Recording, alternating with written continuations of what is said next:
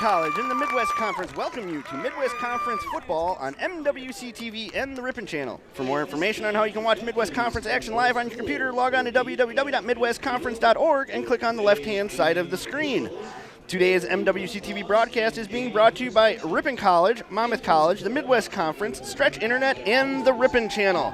And now I'll bring in my co-partner, Howard Hansen. Thank you very much, Casey, and welcome to Midwest Conference Sports from Ingalls Field in Ripon, Wisconsin. And a beautiful fall day for football, as it's a balmy 56 degrees here on the 6th of November, Casey. And that it is. Big importance to this game as both teams come in, Monmouth and Ripon, with a 6-2 record.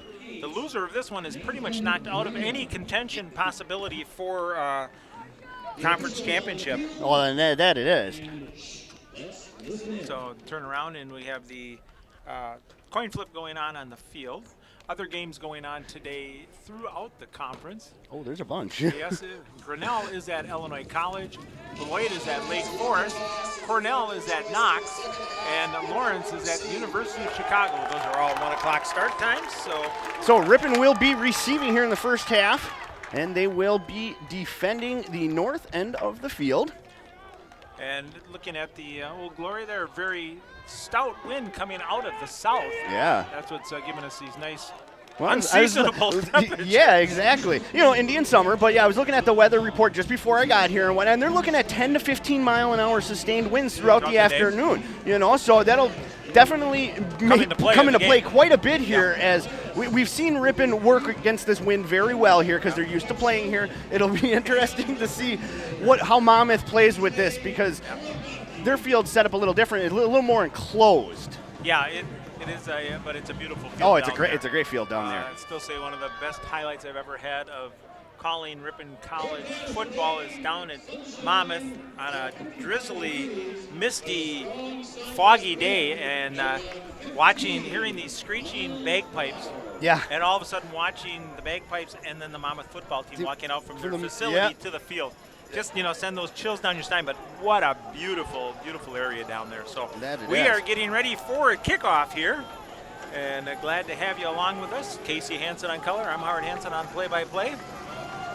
Ripon will receive, as they will be in the red and white helmets, and Monmouth will be in the all-white. Waiting for the signal from the official.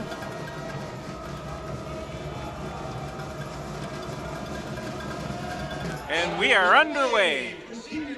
Taken back, and they'll let it bounce into the end zone.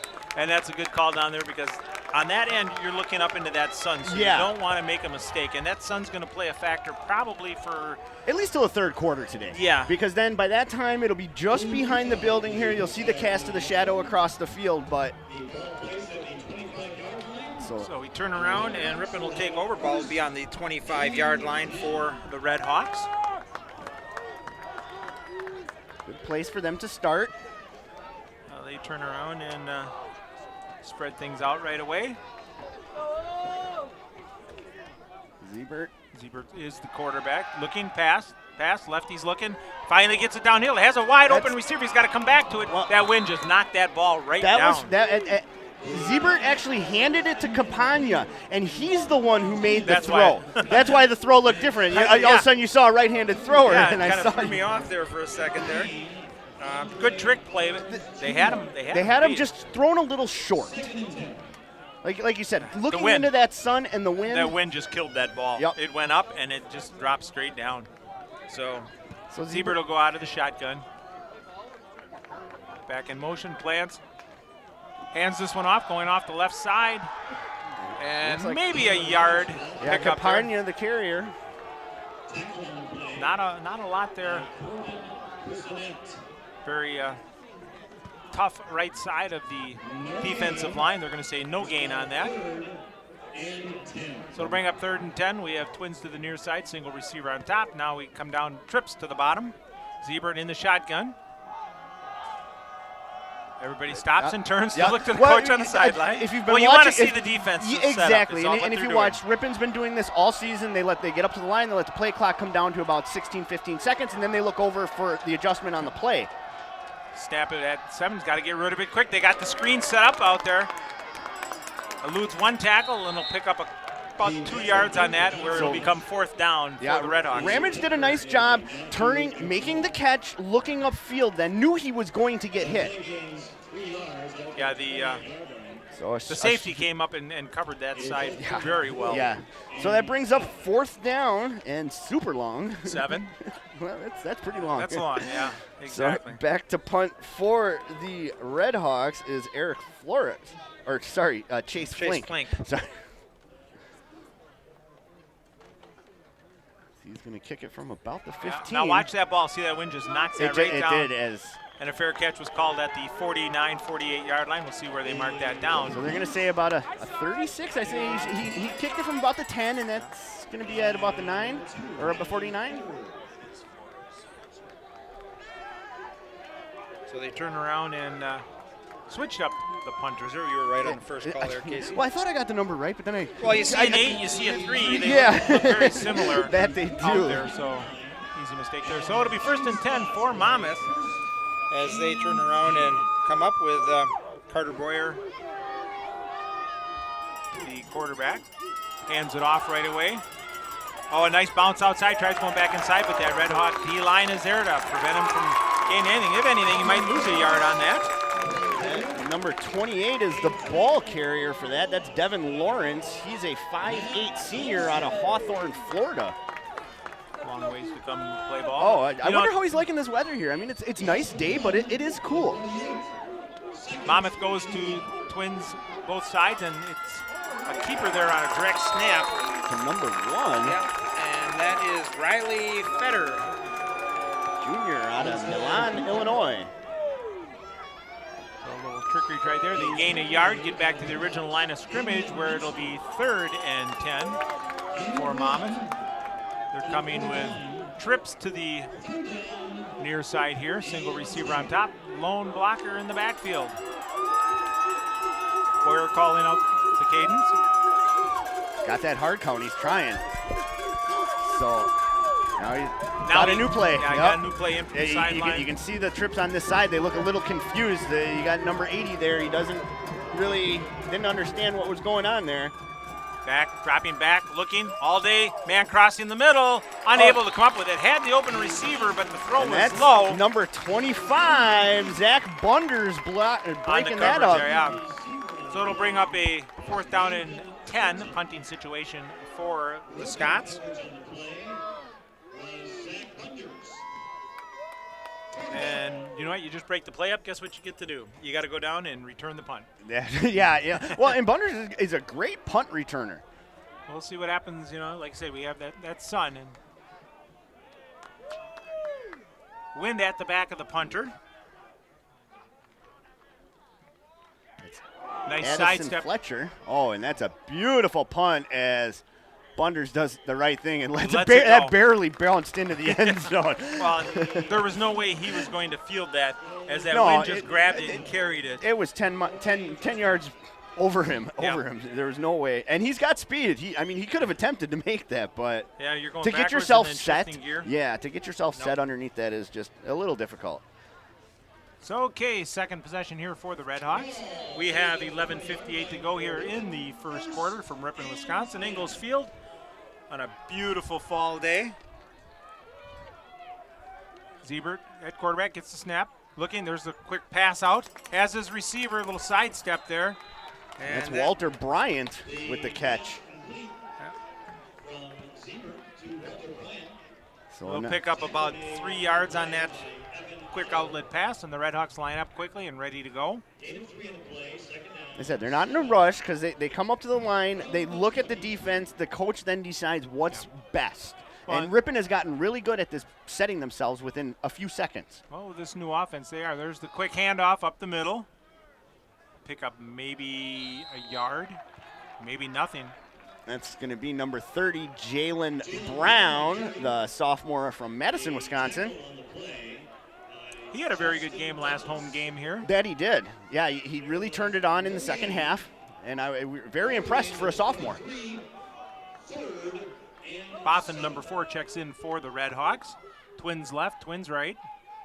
Single back blocker there for Ziebert, and that'll be Brown. And now they look over, get the play, calls it off to the offensive line.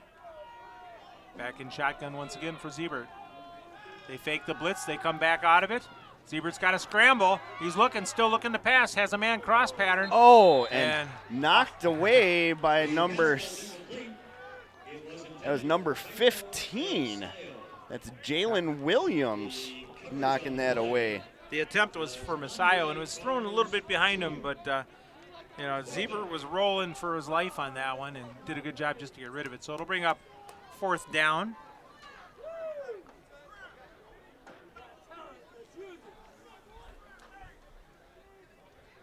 .38 left on the clock here in the first quarter. Flores with a low punt. And that's a nice job there by Dylan Ross by grabbing that. So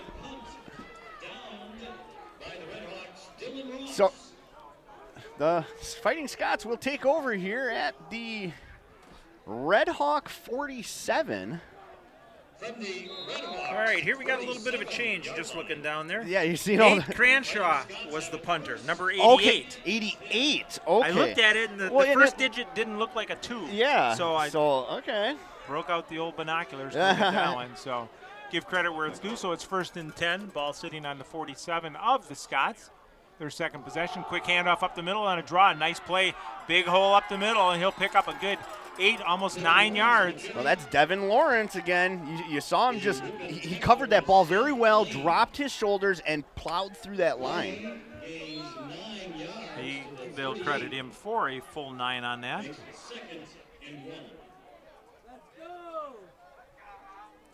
So they'll turn around and they'll line up again, spreading out the defense. Twins to the top this time. Looking back, pressure on the quarterback. Does a nice job of just throwing it away and avoiding the sack. Well, and Boyer did a good job. Well, exactly. And you had number 54, Paxton Walker, hot on his heels, and he saw that and did, like you said, the right thing just to throw it away outside the pocket. Well, you only need 1 yard, so it gives you a chance to pick that up on 3rd down versus throwing it downfield and possibly being intercepted. So the ball will stay at the 38, 3rd and 1. Boyer out of the shotgun. Single back, and there's going to be there's free a play. Jump, yep. It's going to going deep. And good defense. It was by DeSanio Herrera, yeah. But the jump should give the 1st down for the Scots. So number 64, they're crediting with the offside. That's Terson Giles. Yeah, a little anxious there. Well, he's a freshman out of Lauderhill, Florida. So a lot of kids from Florida coming up here and playing in the Midwest. If you look at all the rosters for the Midwest Conference. Oh, there's my fun facts. I'll go over the fun facts a little later today and let you know exactly how many players are from different states here. Quick handoff, going out, gets around the corner, turns it up, and he'll pick up a good 5 yards, 6 yards there on a great carry. And that, once again, was Lawrence on the carry. Well, and Lane did a nice job of getting out there and making that tackle. He had a long ways to get out. So it'll be 2nd and 4 for the Scots, as this is their second possession. 9:33 to go in the first quarter. No score.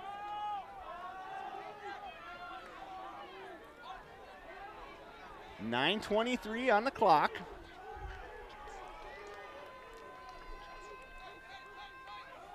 Hand off. Lawrence will pick up about a yard and a half. So it'll bring up a 3rd down and about 3.5. They're going to say no gain on that. So it'll actually be 4. This crew is very slow in marking the ball and putting it down. Yeah, but you'd rather have an experienced crew get it right and get the ball in the right spot where everybody feels they've been treated fairly. Exactly. So 4th down here, Boyer out of the shotgun once again. Hands it off. Nice turn up, slips and falls. Lawrence does there as he was trying to make his cut. Well, you saw Seth Lane come up and step Force up him to go back in. Yeah, and he did a nice job wrapping him up on the legs and then waiting for his assistants to. So no gain on that, and we're looking and no one coming on for a field goal. So either they're just out of the range of their kicker, but I tell you, this strong wind, this you know, wind gains you an extra 5 yards, whatever your easily. distance is. So they're going for it on 4th here. Boyer back, he's got twins to the top side, single receiver to the near side. Lawrence looking, Lawrence, nice Ball job. is batted away there by number 94. And intercepted. But to be honest, he'd have been better off just letting that drop because he would have gained about 10 yards on field position. Well, and you saw number 94, Desmond Murphy, just come up there. Them big old hands just went straight up in the air, and I am surprised the ball went as far as it did after he got a hand on it. Well, that shows you the arm strength of Boyer. Oh, yeah. It's just. So the Redhawks will have their 3rd possession here in the first. They will take over on the 23. Right, where they would have been up at the 37, so a big difference there. Looking to pass, and smart play, just get rid of it. Yeah, as instantly he had a white jersey in his face. Number 46, Colbin Pressonet, the senior from Pittsfield, Illinois. Yeah, he was in there really quick. I was like he was in the huddle and knew what was happening. Well, exactly. Yeah. So 2nd and 10 on that incomplete pass from Siebert.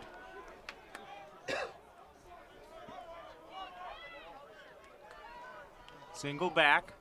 This time they hand it straight off. Up the middle, nice hole, still on his feet. Crosses the 30 to the 40. Pushes his blocker out of the way as he gets across the 45 up to about the 47 yard. That's a big run for Cormac Madigan. Yeah. You know, and it's nice to see that that Ripon Redhawks have done a nice job of moving him from quarterback to a running back position. And like we've talked, well, as a quarterback, he was a running back. He was a running quarterback. And we have seen him over the last 8 years now just become a totally good ball player. So they hand it back off again. Nothing there. Bounces it outside. It'll get up to close to midfield. I'm going to say he's just short of that is Madigan. So be a gain of about 3. Well, hey, a lot happens when you get that big run. You know, it gets that determination. You want to keep it going. A lot of substitutions coming in here for the Redhawks. And Monmouth staying with their set defense. So we're coming twins to the near side here. Single receiver on top. There's the motion man. That's Madigan. Fakes the pass and hands it off, and nothing there. Yeah, Ramage just had nowhere to go. You saw the whole defensive line just kind of sliding. They weren't faked out by the Madigan. No. They all stayed home. There was no movement. So it's going to bring up 3rd and 8 as they lose a yard on that play.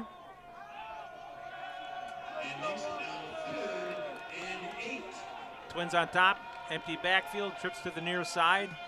Siebert. Waiting. Lets the offensive line know. And back at it again. Drops back, looking, he's got to step up in the pocket. Has a man open out there, and it's caught for the first down. That's Boothin. Or Bothan does a nice job because that ball kind of flittered out of the hands of Siebert. Well, that wind's making that difference. It is, and you can see now the wind is coming from the southwest. Yeah, so it's kind of shifted that really made that pass a lot harder for Siebert. So the Redhawks get another first down here as we're at the 5:40 mark here in the first. We're scoreless. Ramage in motion. He gets the swing pass out from Siebert. Turns it up. Picks up a good 5-6 yards there. And gets down to the 29-yard line. Yeah, and that was a great job there by Ramage, seeing which defenders were crashing on him and where his blocks were.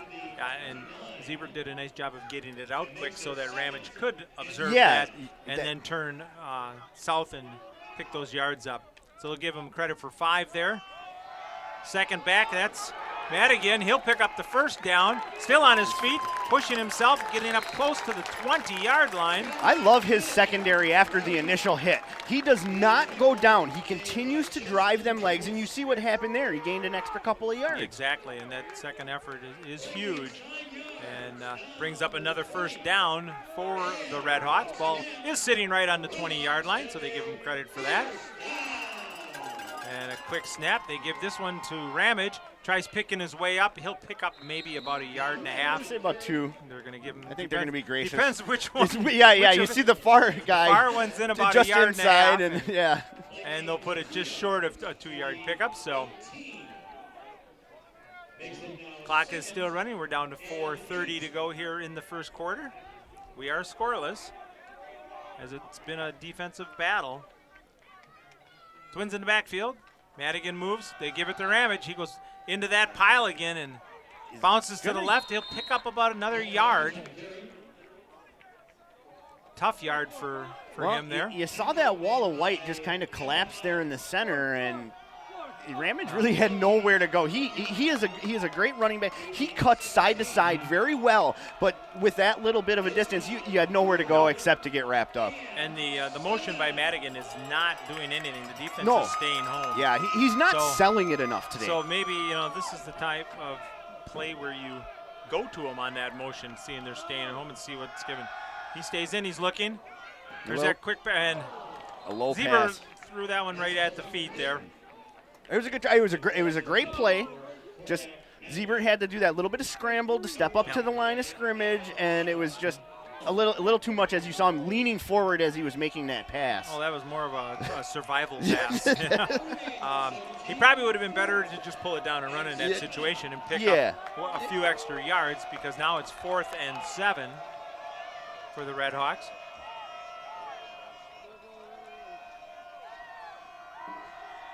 Everybody looks over once again. Crucial down here for both teams, as the defense wants to shut them down and the Red Hawks want to keep the drive going. They've got to get to the 10. Zebert steps up, looking, pulls it down. He's got to get to the 10. He's got the 10. He's got the first down. He'll be down close to about the 8-yard line. He saw that wide open green space over there and just did a great job of tucking that and running. Well, that's heads up ball, taking what the defense gets you. And and that's what I like about this young quarterback here. He has stepped into some big shoes to fill and has not disappointed yet. Not at all. So the Red Hawks retain possession here. 1st and goal. Ball's on the 8. They give that one this time to Madigan.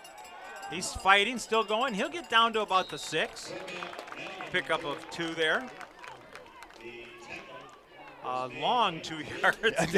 that was definitely a working 2 yards for sure. Garrett Sandwick comes in, number 34, for a blocking situation here.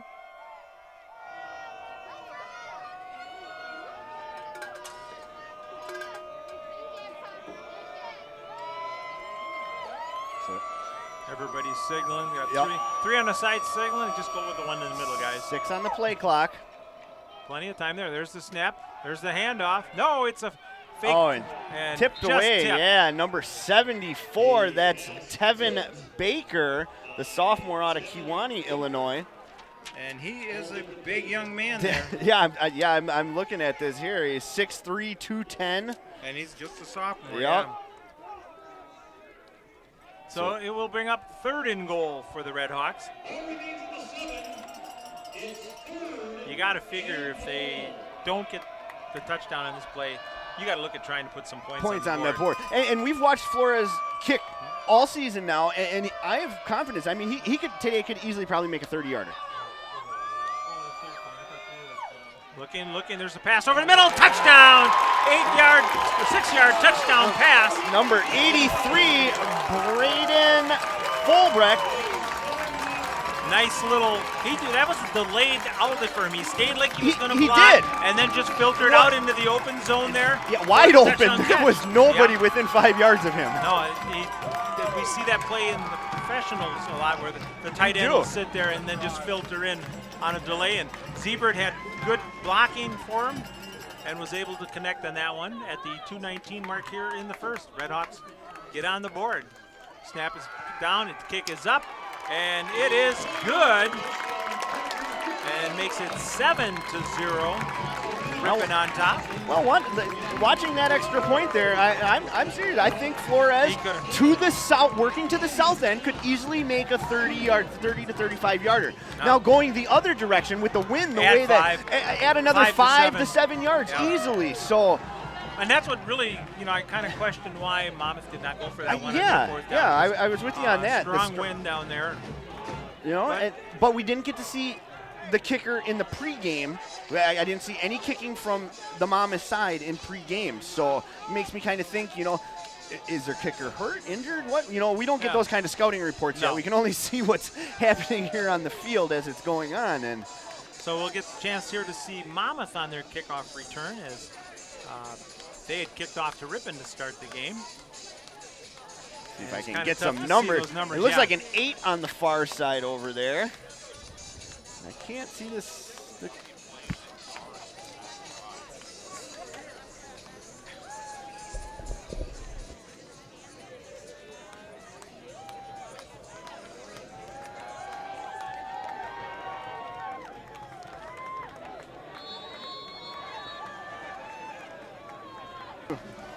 Receive here, turn around, and back to kick is Flores, and the ball blows off the tee.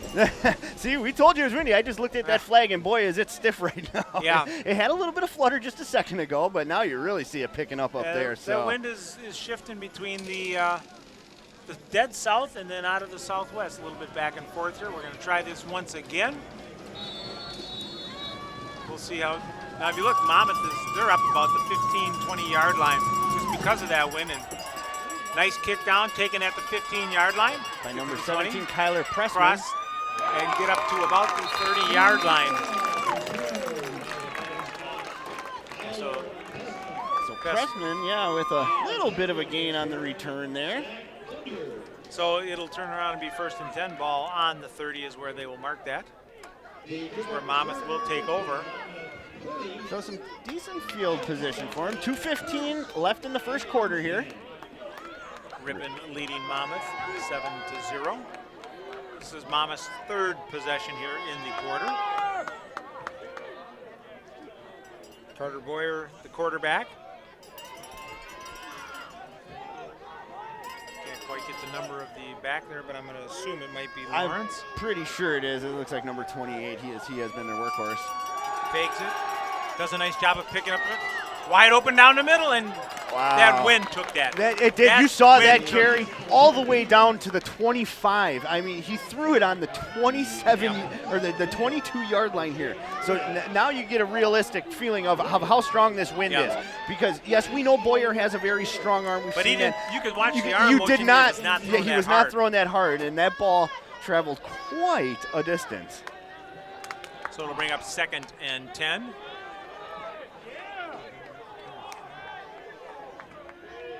I tell you, Lawrence did a great job of picking up the block there. To give more time for his quarterback. That he did. This time they give it to him. Goes up the middle, and he'll pick up about a yard as the knee goes down. Well, that's actually number 26. 25. That's 26. That's Devin Pinkard, the sophomore out of Wildwood, Florida. Been through there many times on our travels down to Florida. It's now 3rd and 9. So 3rd and 9 for the Scots. They go with twins to the near side. Single back in there for extra protection. Redhawks drop back. They're only rushing 4. Got pressure. There's Ross. And he's got a guy open. And once again, Well, you saw Ross coming, just bearing down on Boyer there, man. Boy. Dylan Ross, he was all over him. Well, that senior's going to have himself a good day. 6'3", 250 pounds. And you see how fast he was moving. Yeah. Well, and also Zach Gustafson was in there. right behind him a step or two. These two seniors have played a lot of defense together over the past 4 years. That they have, and you see how well they work together. So it'll bring up a punting situation as it is 4th and 9. Big kicking. I'm surprised Bunders didn't go back an extra 10 yards because that ball's just going to carry and go. And he's hoping. And it's going out of bounds at around the 4-yard line. I was going to say, yeah, it's got to be down there pretty close. 4-yard line, yeah. That she is. You know, with this wind, I'm just surprised he was up as far as he was. Well, I think he was anticipating the ball to carry far like it has done every time so far and make it to the end zone. And that was pretty close. Yeah, 4 yards away. So. All right, it'll bring up Ripon's ball on their 4-yard line. 68 seconds to go here in the first quarter. The Redhawks leading the Scots 7-0 on a beautiful fall day here in Ripon, Wisconsin. Siebert back in his end zone. Just looking to try, and we're going to get a false start on Monmouth, I believe, as he jumped. Or is it false start? Offense. Number 67. Got a break Seth there. Bennett. Because the lineman jumped. So it'll move it half the distance to the goal, to the 2. So it's still first down. Siebert gets it, hands it off up the middle. They're trying. Yeah, not much there. They're going to. Madigan is not going to get hardly anything on that one. Yeah, that wall was pretty solid. Yes, I couldn't.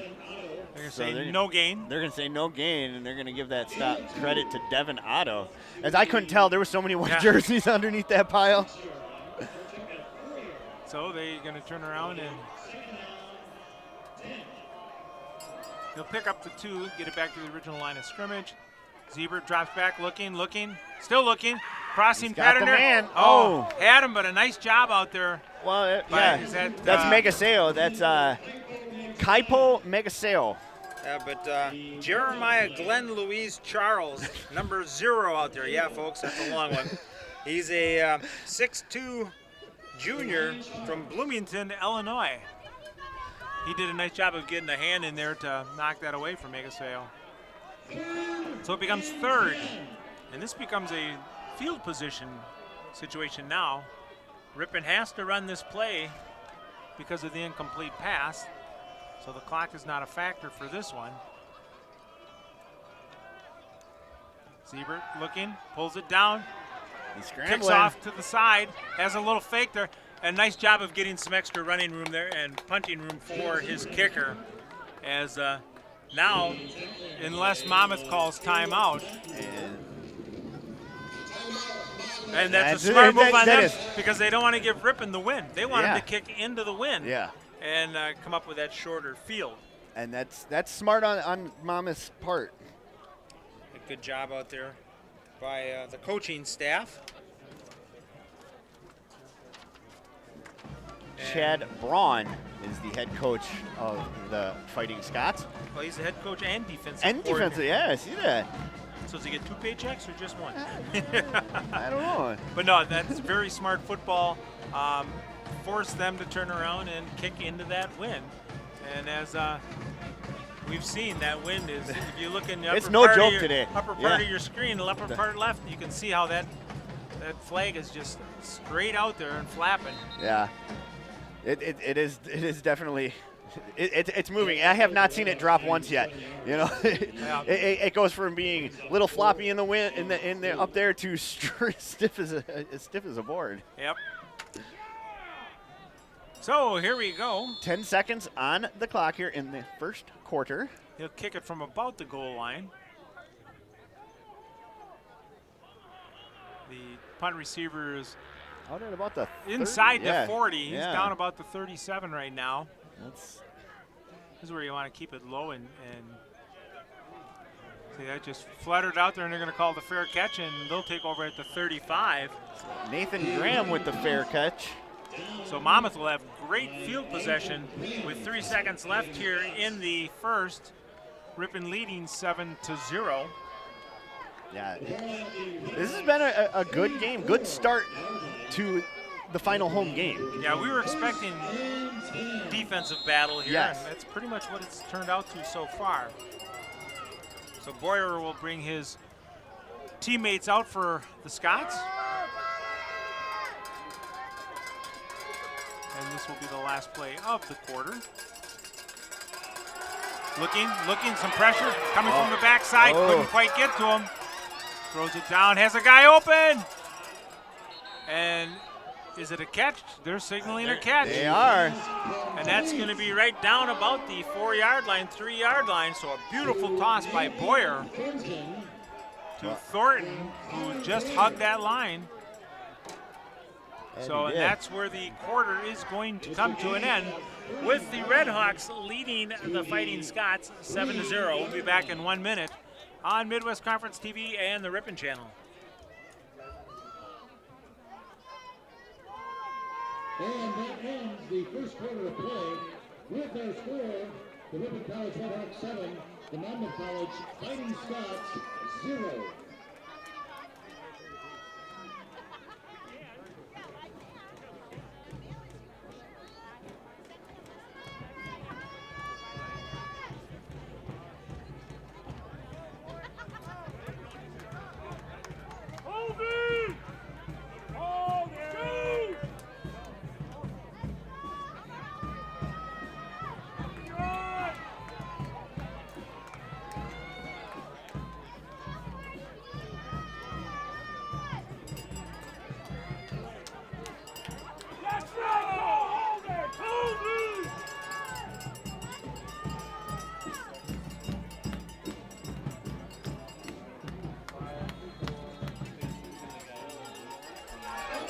Welcome back as we get ready to start the second quarter. Monmouth threatening on the 4-yard line.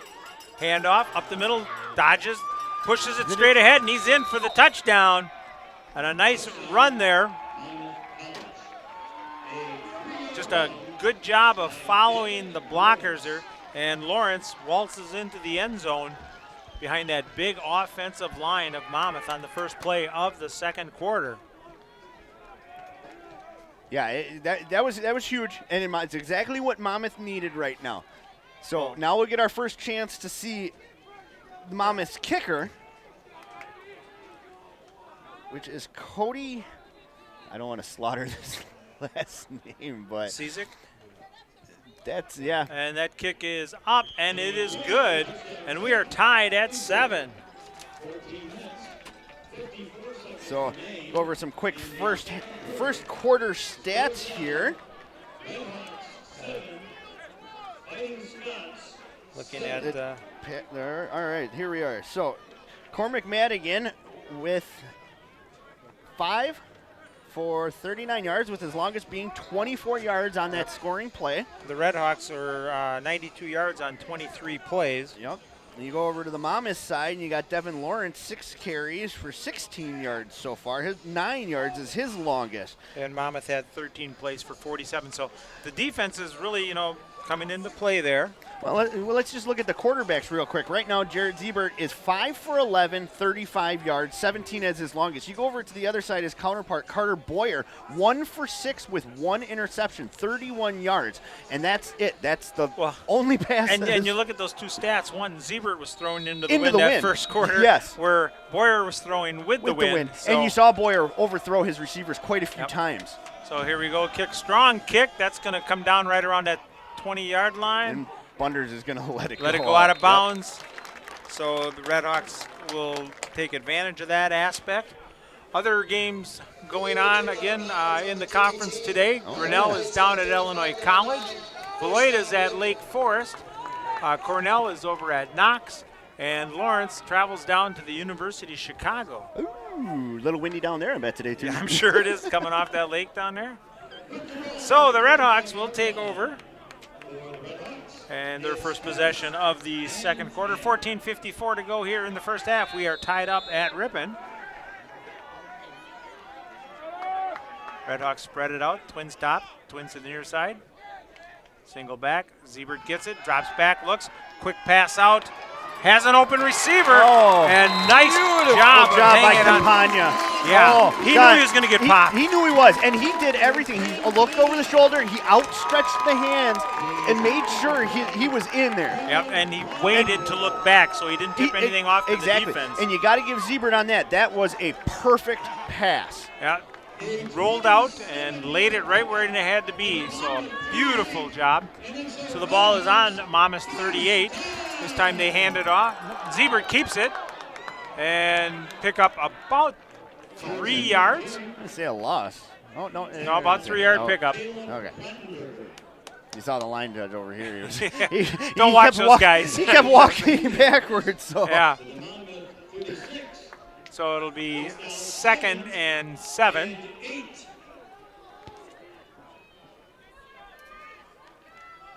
Redhawks hurrying it up a little bit here. Ziebert drops back, looking over the middle, using that. Has a guy open in the end zone. And has he got it? He's got it. Touchdown. Oh, that was beautiful job of laying out there. Yeah. Parker just laid out perfectly and got that. Wow. Ziebert, nice job you couldn't have dropped that any there. closer to the backside of the goal. I mean, he literally stretched out for that one. And we got a happy Papa Ziebert out here right in front of us on that perfectly thrown pass. He jumped to his feet right away like he was going to be the receiver. So it makes it 13-7 with the extra point attempt to come here at the 13:59 mark here in the second. Snap down, kick is up. Kick is good, and the Redhawks come back quickly and score and make it 14-7. Well, it didn't look like Flores put much leg behind that one, and you saw how far the ball went over there to the steeplechase part. That's quite a distance behind. That wind is really blowing, and we'll have to get an idea on what the wind speed is here. Like I said, when I checked before the game, they were calling 10 to 15 steady, but I'm going to say it's stronger than that. We got to be close to 15 to 20 with gusts over 25. So, but that warm air blowing up from the south is just making this a perfect day as the stands are just packed here on the Ripon side.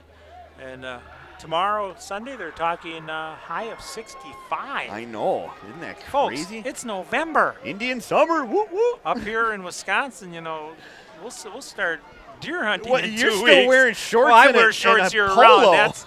That's just me. It's the Norwegian in me, But so Redhawks with the lead here now on the kick. Once again is Flores. And what? Kick taken, and they let that one go in. And about a yard or two inside the end zone. Watching the two receivers on that, and they both had their hands up shielding their eyes into that sun. Bright. So I'd say that's about a 65, 66 yarder. So you see with aided. the wind, you see how it hung, So moving south to north today is definitely going to be in the benefit of the offense. So the Fighting Scots will take over on their own 25 here, as they scored on their last possession on a 3-yard touchdown run by Lawrence. So Boyer spreads everybody out, trips to the near side, single receiver on top, still keeps it back in there, and quick pass on across the middle, and it's incomplete. Bunders did a nice job of coming up on that one. And well, if you watch his technique when he came up from behind, he just didn't wrap. He brought his arms up from low to high to knock that ball. Well, Boyer did a great job, and Thornton, it was right in the chest. And Bunders just knocked. Now he's looking to go to the other side. Knocked down again by Herrera. Got a hand in there. He's all excited. They did. Number 1 is in there at quarterback. A little difference there. Yep. Okay. I didn't see the single digit. I only saw the one. They're both. Well, I didn't see the digit at all. That's why I thought. So that's Riley Federer. He's a junior. So it's 3rd and 10. Red Hawk defense looking to step up here. This would be a big situation for them to pin the Scots back. Looking pressure. There's the screen pass, and almost intercepted. Yeah, Bunders was there, but you saw big old number 94, Desmond Murphy, just put the pressure on. Barreling down on Federer. So the defense stands for the Red Hawks here and forces the punt here in the second quarter. Nice job with the 3-and-out for the Red Hawks here. Monmouth will be punting into that win we've been talking about. And it looks like he's going to stand on about the 10. He'll kick it from about the 15 is where he'll actually kick it. So we'll gauge that one. Low snap, goes off to the side, kicks it from the 15, little end over end. Nobody picks it up. Finally gets it, comes around the 40 down the left, get to midfield, picking his way, and out of bounds as he crosses midfield to about the 48. Well, and that's Bunders. Yeah. You know, and you saw Tyler Bear do a nice job of letting that hit and letting Bunders pick that up and then setting a block. It was a beautiful block which created that extra 15 yards on that return. So Ripon will take over at the Monmouth 48-yard line. Madigan in the backfield. Siebert at quarterback. Going back to the Twins left, Twins right. There's the quick snap, give it to Madigan. He's picking, choosing, trying to get his way through. Shuffles through, gets down to about the 45-yard line is where they're going to mark him. Just inside the 45. Well, you saw him take number 75 had a hold of his shoe, and you saw Madigan hopping and trying to pull it out. And like I said, his initial after contact, he gains a yard or two almost every time. His yak is awesome after contact. So everybody looks over to the offensive coordinator. 16 on the play clock. The 2nd and 7 for the Redhawks. There's that quick swing pass, and he's going to lose about a yard and a half on that, catching it. So Tegan Bothan out there with the reception. Yep, those are the type, you know, if it's below your knees, you just let it go. Yeah. Because you're going to go down. Yeah, and like you saw, it's a loss of 1. So it'll bring up 3rd and 8 now. Got to use this wind to your advantage. Got to throw it north. Well, you got twins to the near side, twins to the far side. Single back. That's the formation they've been running pretty much all game. Drops back, got pressure, steps up into the pocket. Going downfield, has a receiver open, and it's picked off. Yep.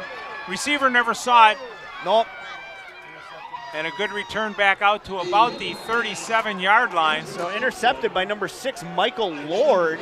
He's a junior. And we got a late flag out there by the sideline. It's got to be some pushing and shoving over there on the sideline. So we'll have to wait and sort this one out. Whatever it is, it's going to be a dead ball because he had been out of bounds.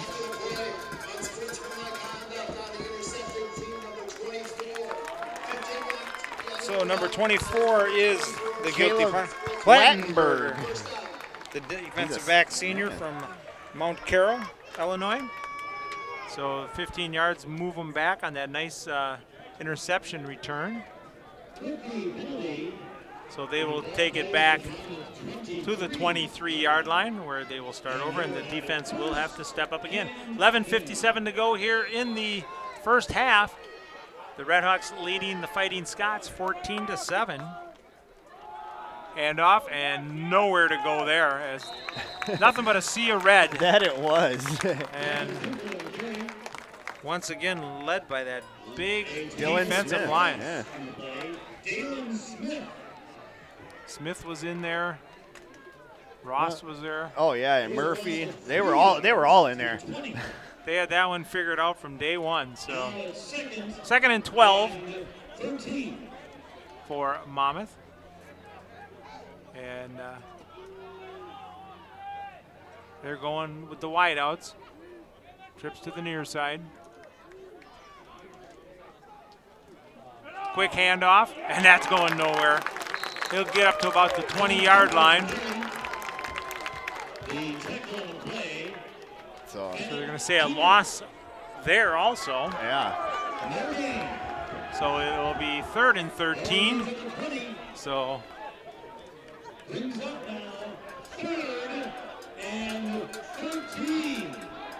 So a 3rd and 13 here.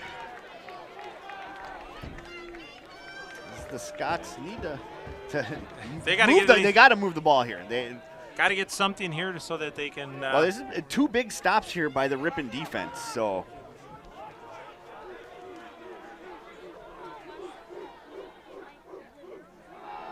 Rolling out, looking, pressure from the backside, down he goes. There it is, big old number 99, Dylan Ross. It's senior day, and that senior's having his way. That is for sure. With the big quarterback sack, that'll take the ball all the way back to about the 8-yard line. Yeah, that's.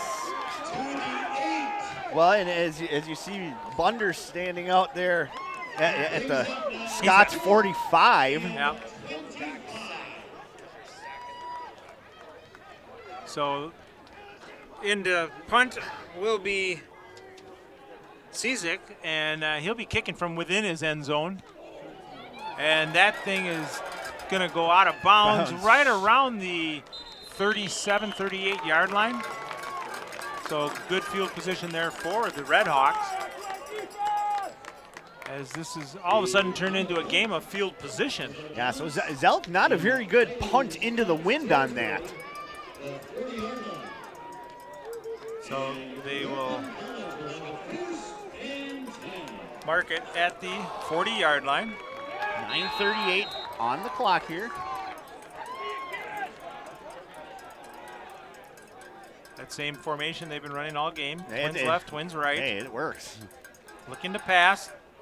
Scrambling outside, has a lone receiver out there. Nice job coming down with it around the 30-yard line. Breaks the tackle, gets back just over the 30.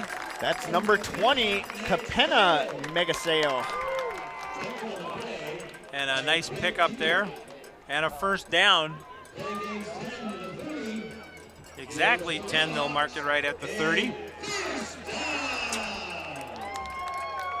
As we are coming up on the 9:15 mark here in the first half.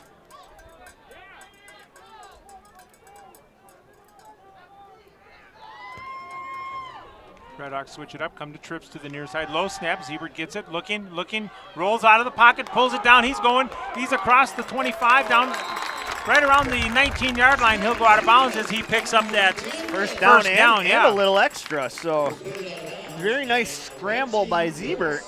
Well, and you give that offensive line some credit, too. They gave him time to look downfield. There wasn't anything, and then they had that and you saw with the overload to this side that it drew the defense, leaving the far side wide open. Quick snap. This time they hand it off.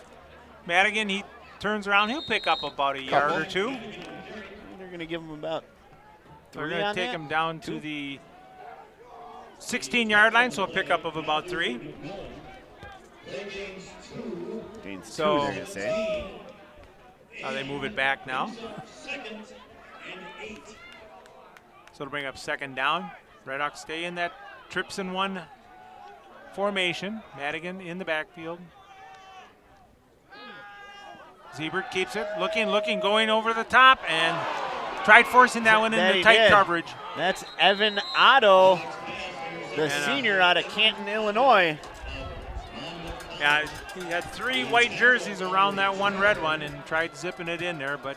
Well, that's the second time we've seen Ziebert try to force one in there, resulting in that's his second turnover now.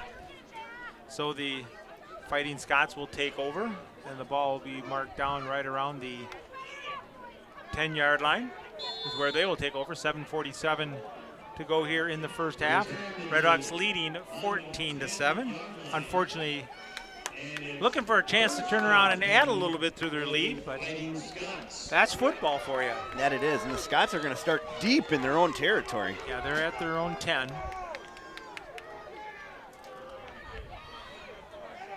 Defense dropping back. There's the handoff, working it off the left side. And they're going to say no gain. So Lawrence, nowhere to go on that one. Johnson in there on the tackle for the Red Hawks. Well, they're going to say they're going to give him a yard now, forward progress. So it'll be 2nd and 9. Scots taking their time here. Down to 20 on the play clock. Everybody's checking their wristbands. Yeah. Yeah, what would they do without those now? No kidding.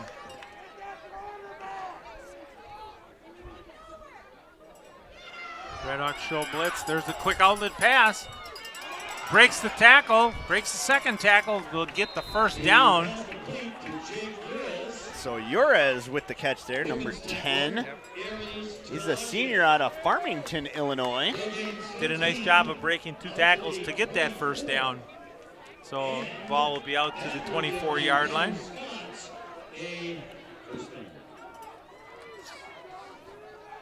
So Red Hawk defense back to it again.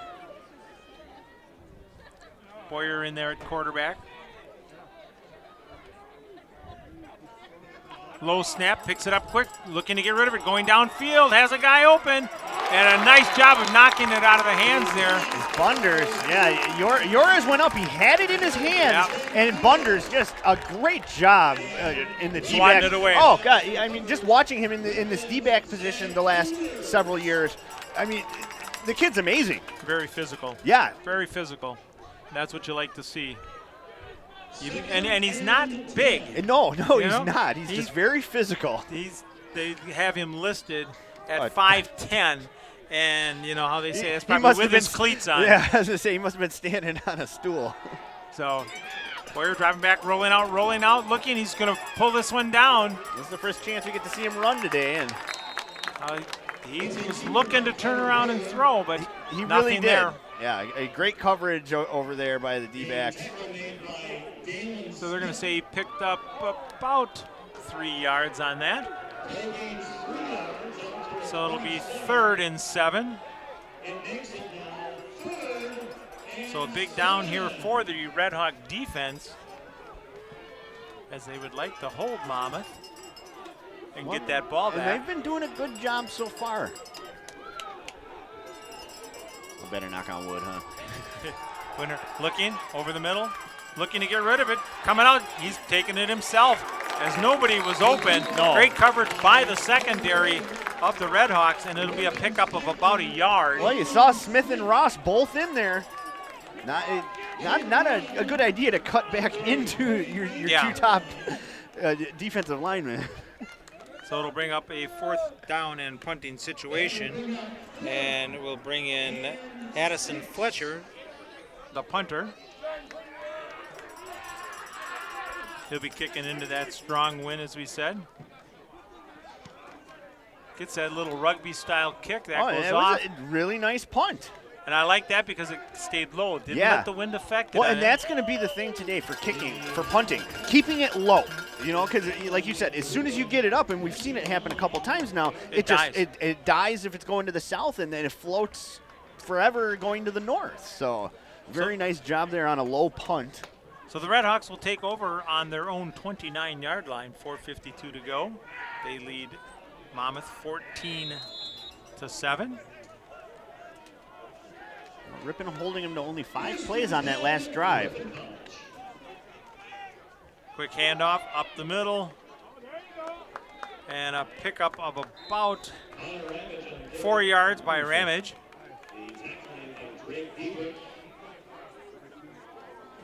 Diedrich in on the tackle for Monmouth.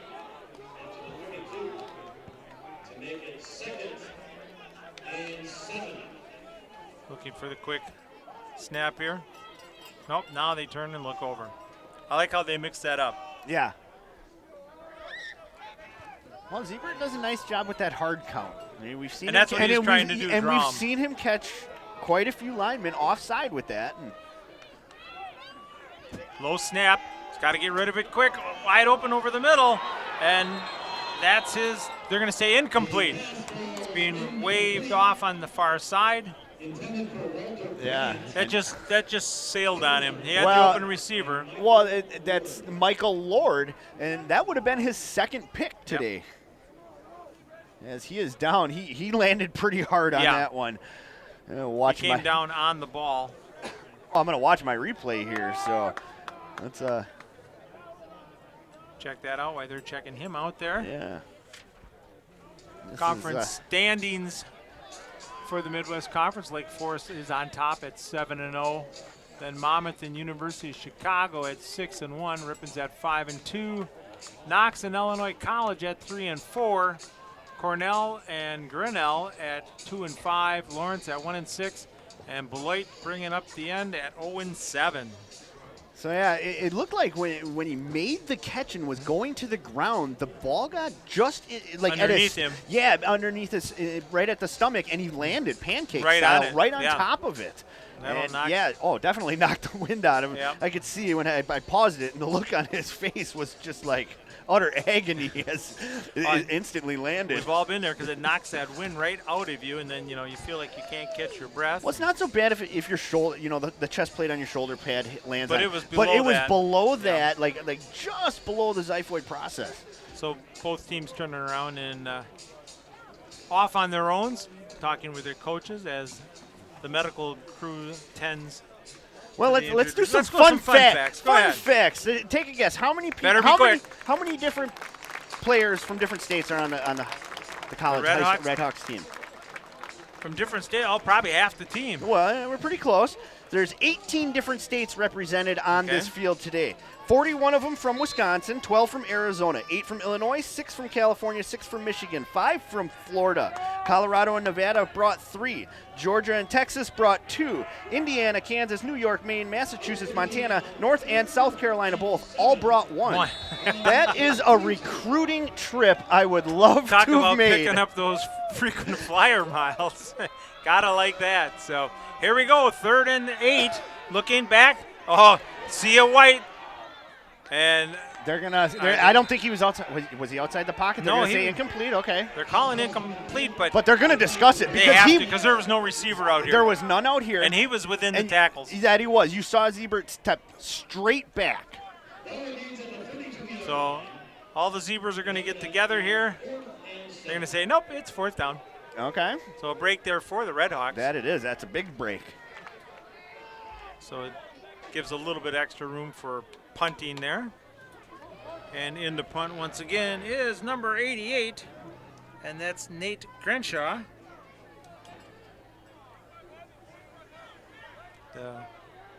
He's from Bangor, Wisconsin. Freshman. Yeah. Low snap. Gets rid of it quick on a nice low kick. That'll take a bounce. Keep going. Bunders will run it down. He's the first one there. He was looking to make that hit. He Yeah, was. That's what he looks for. He likes to hit. You He saw him didn't coming talk down. with Zach, and he loves to pop people. Well, you saw Graham. He thought about actually taking that, and then he saw Bunders coming. The shadow. The shadow of that, and he thought twice. You saw Yeah. him think twice about that, and that was probably the smart move because Bunders probably would have laid him out. Yeah. So they will take over 1st and 10 on their own 7-yard line as they got a long roll with that and a beautiful low punt. 60-yard Wow, that's punt what they're by crediting the at 60 freshman. yards. Yep, that's what they're saying here on my stats. So bring up 1st down for the Scots. 3:46 to go here in the first half. Redhawks leading the Fighting Scots 14-7. Fake looking. There's the out pass, wide open. Once again. Yeah, Yoraz. He does such a nice job on that spin. Dude, as he does. spins back in and tries to get the defender off He him. sells that. We've seen him do that 3 different times now, and then all of them successful. A little bit too much of a cushion out there. I think so. When you're throwing into this wind, you don't need to play that deep. Yep. The wind is going to be your friend. It's an extra defender out there besides the sideline, but it's a 1st down for Monmouth. This time they hand it off up the middle, a big hole. They'll pick up a good 4 yards, 3 yards. Yeah, Lawrence with a big carry there and taken down by Hunter Hilly, number 35. So they're going to give him credit for 5 on that. No, my mistake. That was not Hunter Dilly. That was Cameron Dorfler. Drops back, rolling out. Finds a man open, throws it across, has his receiver. Oh, the ball is out, and they better get it before it gets out of bounds, and they can't quite do that. The defender or the receiver out there kicked it out of bounds. It was already out of bounds when he kicked it. Was it? I was watching it on the Okay. screen here, and I'm gonna double back That here was for the awfully camera close. view because we're gonna see what's happening there. Because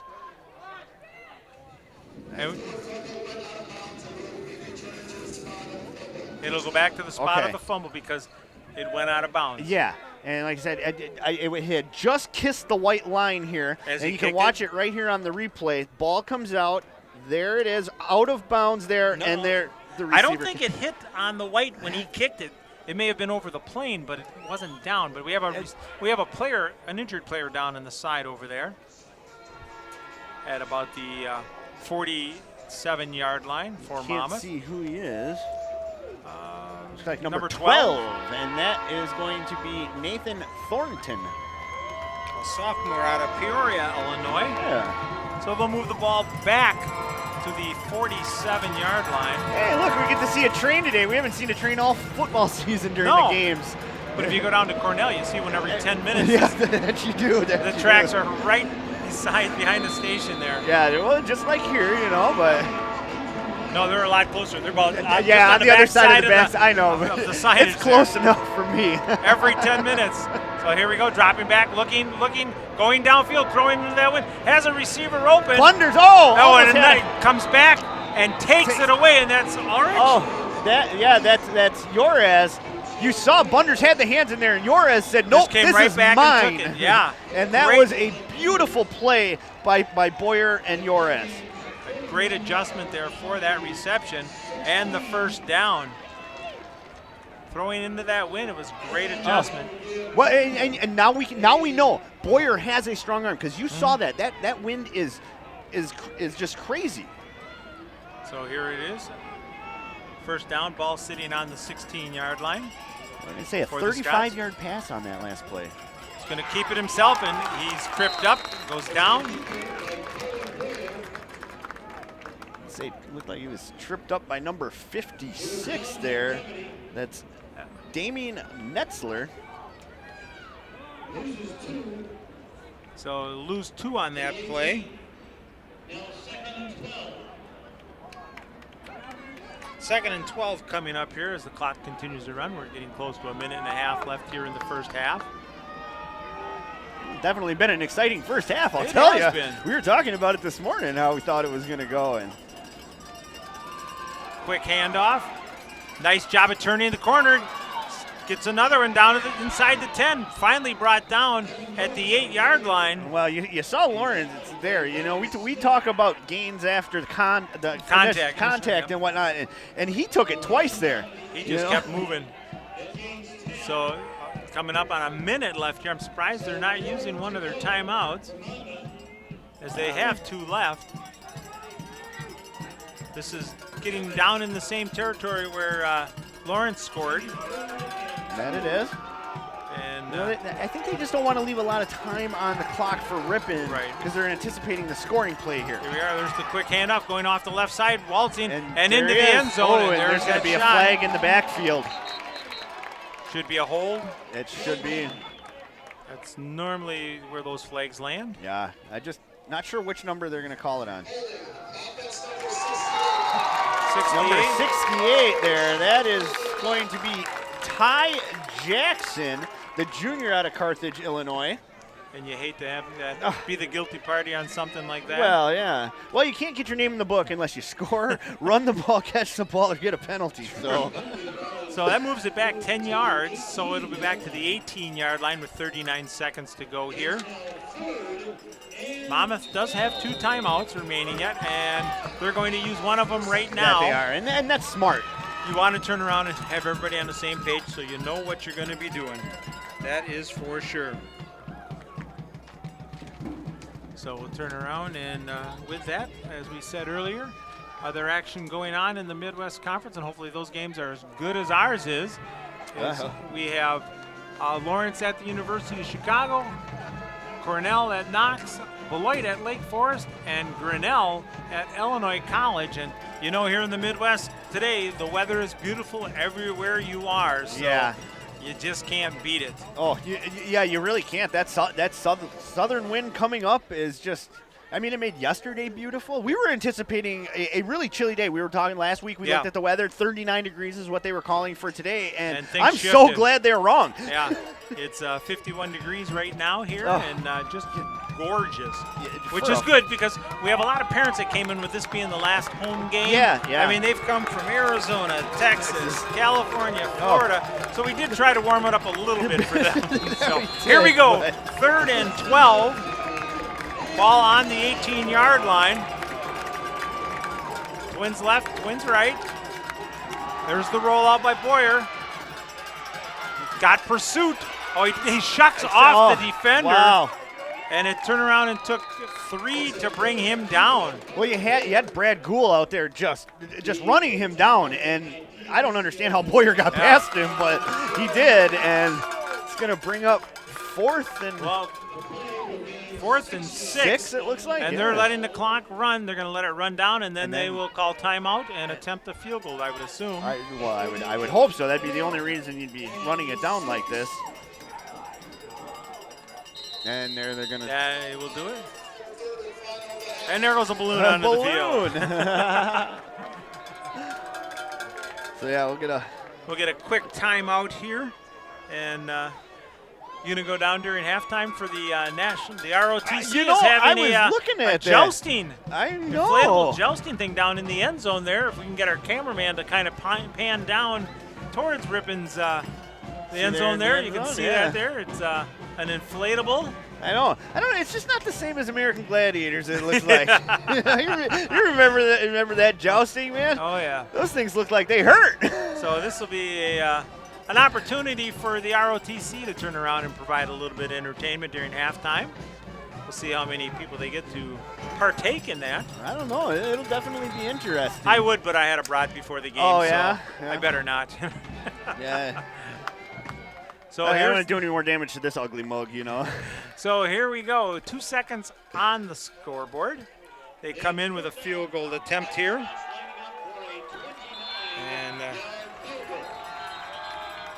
And now Ripon's going to call a timeout. That they will. You got to ice the guy. Yeah, I'm not a big fan of that. It doesn't really do a lot. Kickers nowadays have a routine they go through. It doesn't matter. Yeah. Anything, they do their routine. You're not going to throw them off. Especially with this, this is such a short attempt here. Yeah, it is. You're looking at what, 22 yards? Yeah. I mean, which isn't bad into the wind. You can see the flags kind of just. It's let up a little bit. You can see if you look at the flag. Yeah. So now would have been the perfect time, and Ripon did a great job. They saw that flag, just the wind drop. So and you saw Coach down there, Coach Ernst calling that timeout really quick. It's okay. We'll line up and try this one more time. Zelk tries to knock down a 22. It'll be about a 27. And they're going to use their last time. They're going to ice them one more.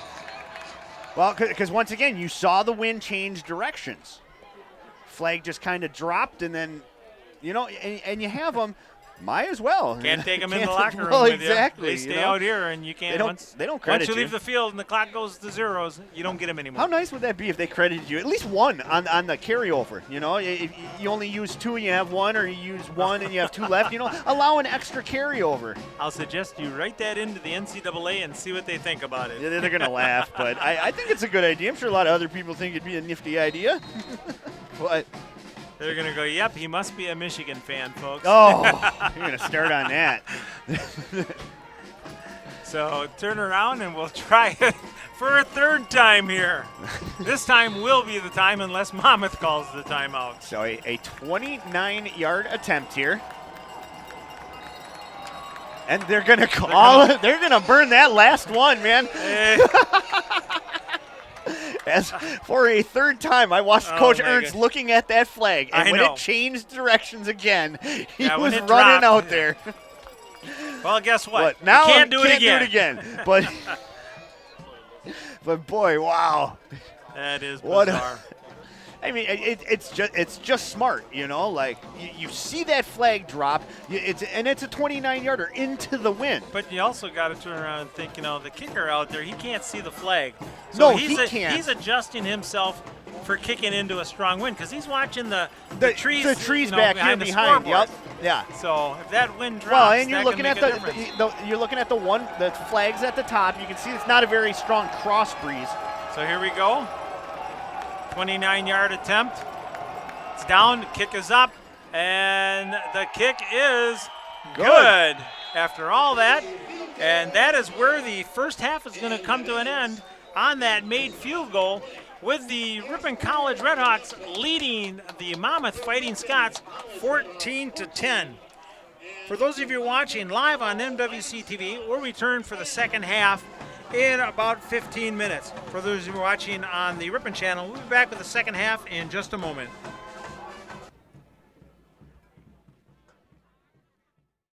For more information on how you can watch Midwest Conference Contest with full video and audio on your computer, log on to www.midwestconference.org and click on the MWC TV tab on the left-hand side of the screen. And now here's Howard Hansen with some halftime stats. Thank you very much, Casey. And at halftime, it is a Ripon leading Monmouth 14-10. Team stats here in the first half. Yards rushing, Ripon is 18 carries for, or Monmouth 18 carries for 28 yards. Ripon 17 carries for 78 yards. Passing is 14 attempts for Monmouth with 5 receptions and 1 interception. For Ripon, 19 attempts, 9 catches, and 2 interceptions. A total of 116 yards through the air for Monmouth and 107 for Ripon. Total offense, 32 plays for 144 yards for Monmouth. 36 plays for 185 for Ripon.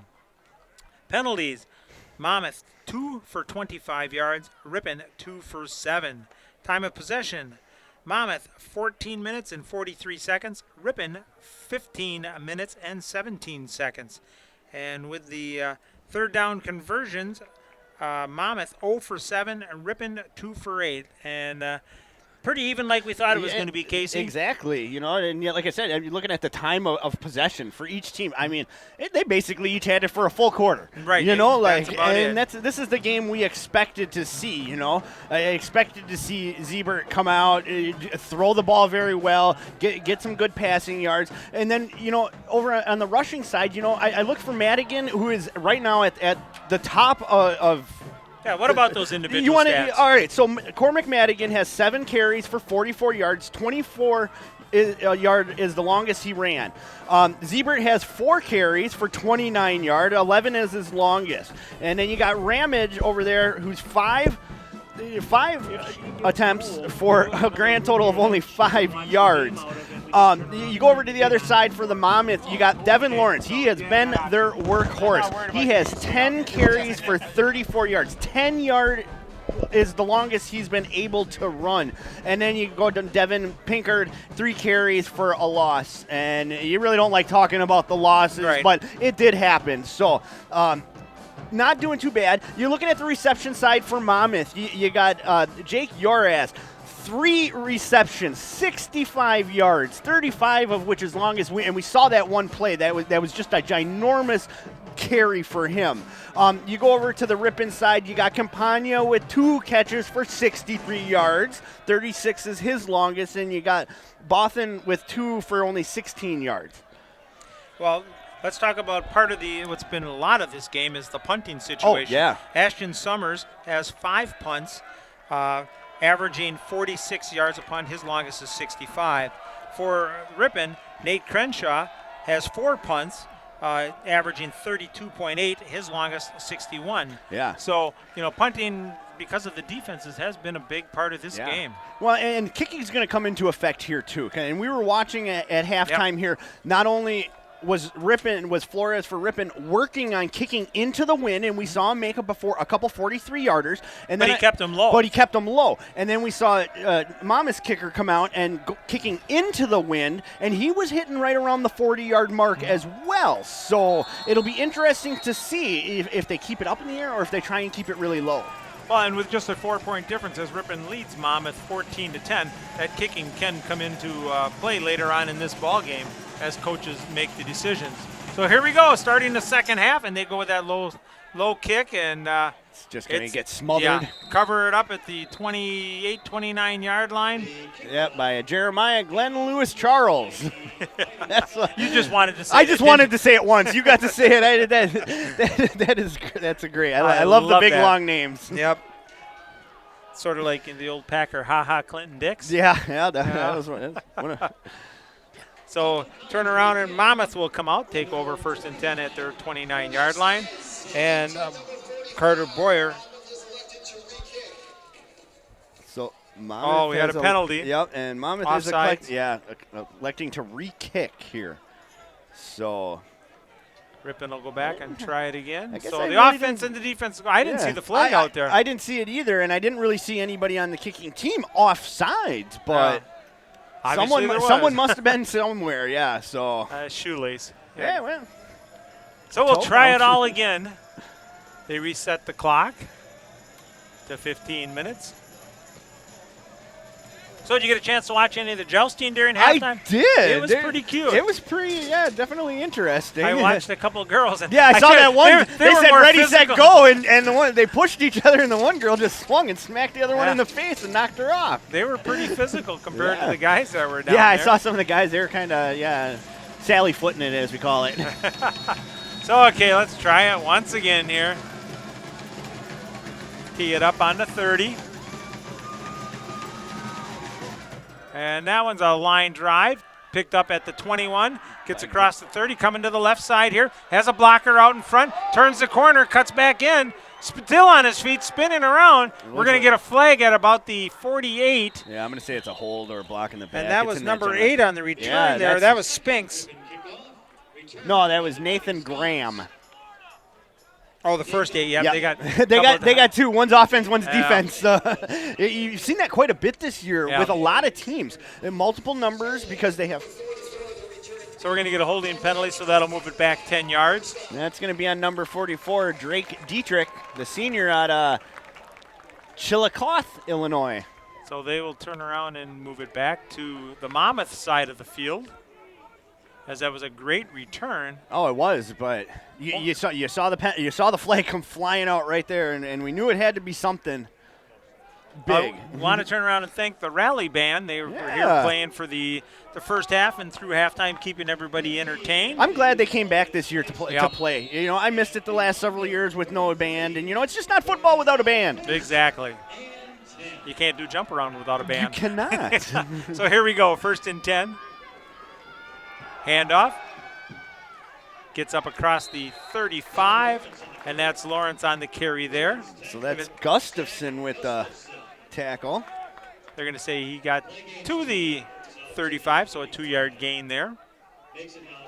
Yeah, a lot of these seniors for Ripon they're playing their stepping last up. home game, and they're like you said, they are stepping up and playing. Well, and that's what you want to see. Your senior core stepping up, doing what they're supposed to do. Leadership, yep, exactly. So there is Lawrence again. Nice little juke out there, and he'll pick up a few more yards. Yeah, he strips the tackle of Smith. Just, good footwork out there from the back. And, he's not a real big back, to be honest. No, he's not. I mean, 5'8", 190. Yep. That's looking at about an average running back. That's low. Yeah, it's low. But still in the average area. Right. So. I don't know, nowadays, if you're under 5'0", Boyer going out, throws it hard. Does he have a reception out there? Yes, he does. He does, and that's number 12, Nathan Thornton. Boyer does a nice job on that rollout. He floats and waits, and then uses that arm strength. Well, he had enough time to set his feet. Like you said, you saw him roll out. He got his footing underneath him, and he made a really hard throw in a precise manner. Okay, it is a first down again for Monmouth.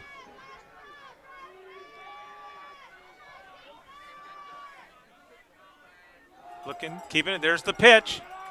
And nobody picked up Lawrence on the outside there. And he'll pick up about 5. And number 37, Clay Richards, makes that. So it will be a 5-yard gain there. Monmouth has a little momentum going here in the start of the second half. Spread everything out again. Seen a lot of teams go into this twins left, twins right, single back. Ripon faking the blitz. Monmouth pulls back up. Well, you saw Gould. He really wanted him to bite on that. Play clock at 2. They hand it off. Nice cut back up there by Lawrence, still on his feet. He'll get down to about the 40-yard line. And a first down for the Scots. So Matt Johnson, number 39, the senior out of La Crosse, getting in the mix there. And when we get into the fourth quarter, we'll start mentioning some of the seniors here for the Red Hawks who have put in their years. So another first down. Yeah, there's a lot of seniors. 20-some, I think they said. We're looking. There's that crossing pattern. And they're going to say it's a catch. Yep, and that's number 80. That's Jackson Berggren. And he was the only one that was going to catch that as it was down by the feet. Herrera was on the coverage. Well, Berggren, a freshman out of Monmouth. It's now So 2nd and 3 coming up here.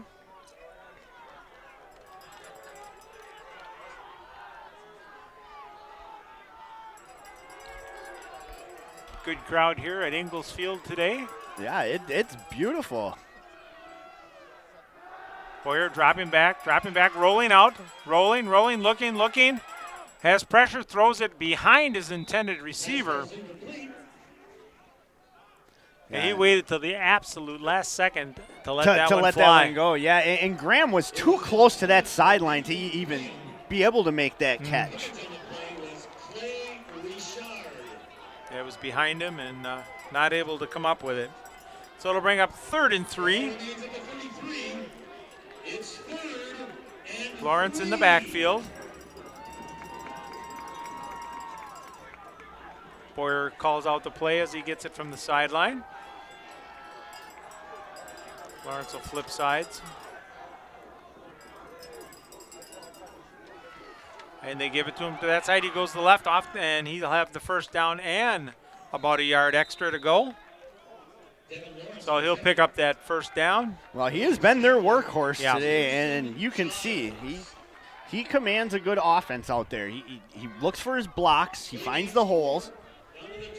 He does some good cutback running also. Yeah. So Monmouth using up almost 5 minutes right now of this third quarter on this drive.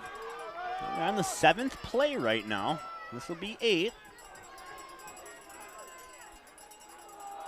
There's the handoff, trying to push it outside. He cuts back in through a very thin hole and picks up a couple of yards. Redhawks did a nice job of stringing that out, but just great cutback running by Lawrence. Yeah, well, Gruel and Smith did a nice job of just kind of getting them towards the sideline. So it will be 2nd and 6.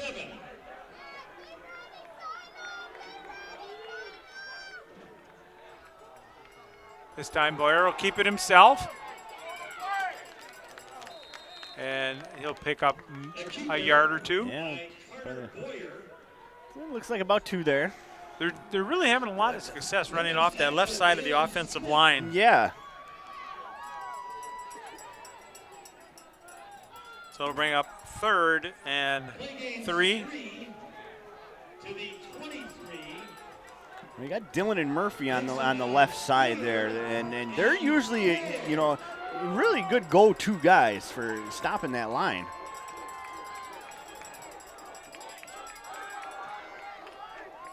Down to 10 on the play clock here.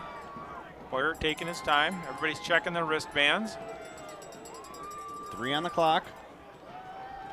Gets it off, gives it to Lawrence. He finds a hole. He's around and into the end zone for the 23-yard scamper for the touchdown for Monmouth as they take the lead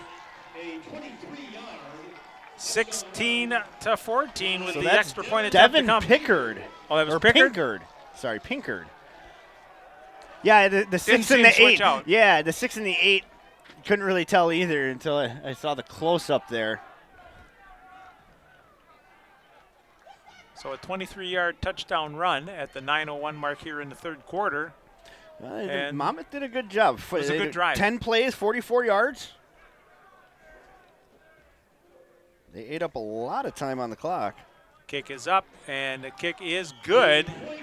And they take the 3-point lead, 17-14 at the 9:01 mark here in the third. So a nice opening drive for Monmouth here in the third quarter. Well, they had to talk about it. This is a tough defense. They talked about it in the locker room. We talked about it in the beginning of the game. This was going to be a defensive game. Yep. Both for Ripon as well as Monmouth. This game is important. The loser of this is really looking. They're out, and they're looking from the outside in. I mean, even the winner is still in the hunt, but still looking out. Yeah, you're still looking from the outside in, but yeah, because looking at the way the standings go and who's playing who today, not much is going to change today in the standings other than the Monmouth and Ripon, in that aspect. could flip flop spots, which would put Ripon in the second position, but no, the third position because of the loss to Chicago. Right. So they turn around and getting ready to kick off here. Bunder's back deep, but it'll go towards Bunders, and he just lets it go over his head. Oh, yeah. Anybody defending the north end, just let it go. Yeah, the wind has not subsided at all during this game. No, and you want to know what's really funny? We're up here in the booth and whatnot, and we can see the flag and the treetops and all that, but at halftime, when I walk down there, it does not seem very windy on the ground. On the field, on the ground level, at all. Exactly. So keep the balls low instead of airing them out, and the wind doesn't really seem to be making an effect then. Yep. So Ziebert in at quarterback yet. Gives it off to Madigan. Looks for a hole. Pick up a couple yards there as he moves straight ahead. Madigan on the carry. So that turnaround and kind of makes you wonder if Ziebert wouldn't have had those couple interceptions as we were down in scoring position, where the game would be at. Yeah. Well, because both of those interceptions were long passes. Yep. And deep in the territory. In the territory, territory, so, yeah. So Ripon. Everybody looking over, getting the play. Be 2nd and 6. 7 on the play clock. Madigan goes out. Looking, pulls it down, and runs into a bunch of white jerseys.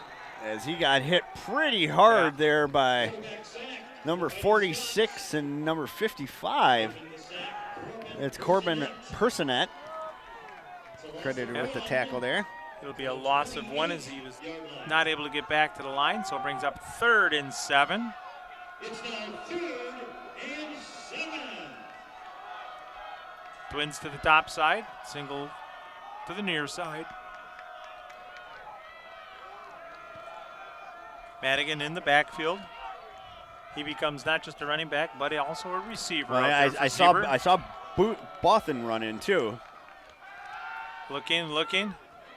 Goes back in, finds a hole. He's got to turn it upfield, but the ball came out. Yeah, he was holding it too high when he started running. Yeah, that was a chest-to-chest hit, and that ball came flying out, and we'll see who's at the bottom of the pile with the ball, and they're going to say, keep it going, as it looks like number 66 is the one that came up with that, and that's Cameron Bott, the junior out of Madison, Wisconsin. So Red Hawks get a little save here, because now they get the punt. Situation. Yeah, it could have been much worse. That it could have been. Monmouth could have started deep in Red Hawk territory. So in the kick is Nate Crenshaw for the Red Hawks. Been averaging 36 yards a kick.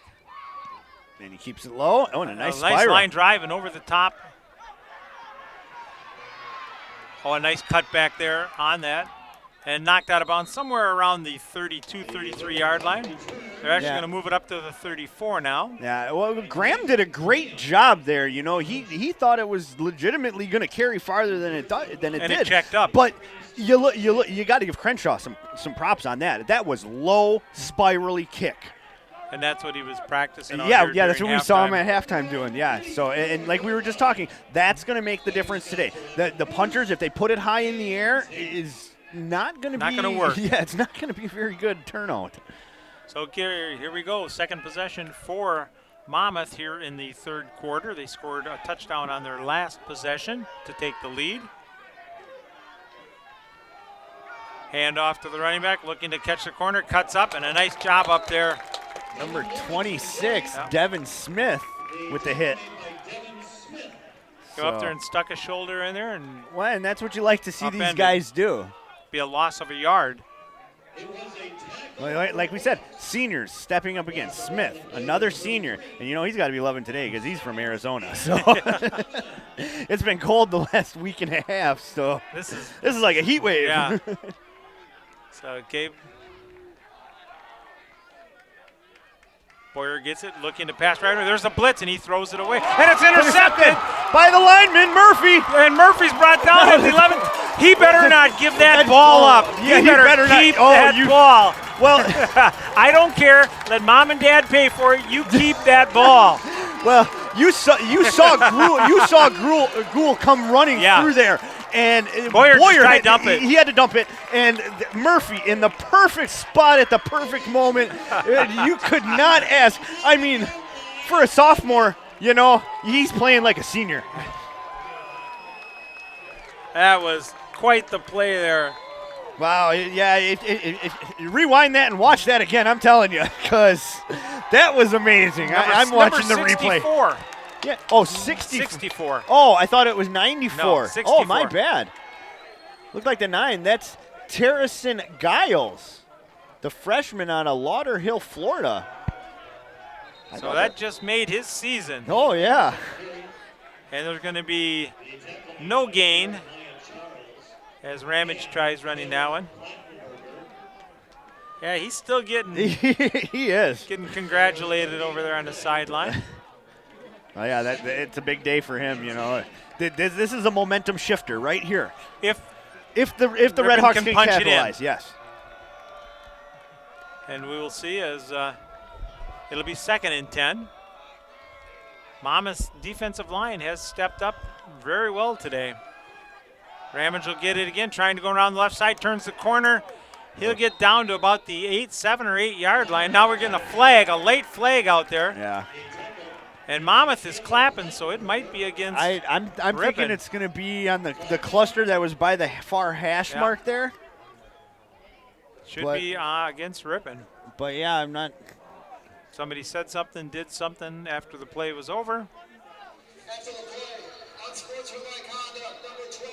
Yep. Number 12, Ramage, yep. So that you got to be smart when you're in this situation. You're down in points. You can't make a mental mistake like that because look he's just backing his team up 15 yards. After a great run, you just got to let it go. And yes, they're young, and things get heated on the sideline, but in a situation like that, you can't have it. These guys have been playing football since, most of them since they were little kids. Yeah, so So now it makes it 3rd and 23. Siebert rolls out. A lot of time, nobody open. And turn around, and that'll pick up 2 yards. Yeah. After all that. Was it Bryant? Yeah. So it brings up 4th down. Well, you saw Madigan just land a beautiful block there that gave Siebert extra time, but it just wasn't enough to get your receivers open. Right. So Flores will come in and attempt a field goal here. Well, we saw him making it from 43 in the halftime, and he made 3 out of 4, and then I saw him walk away. Well, this will be a 38-yard attempt.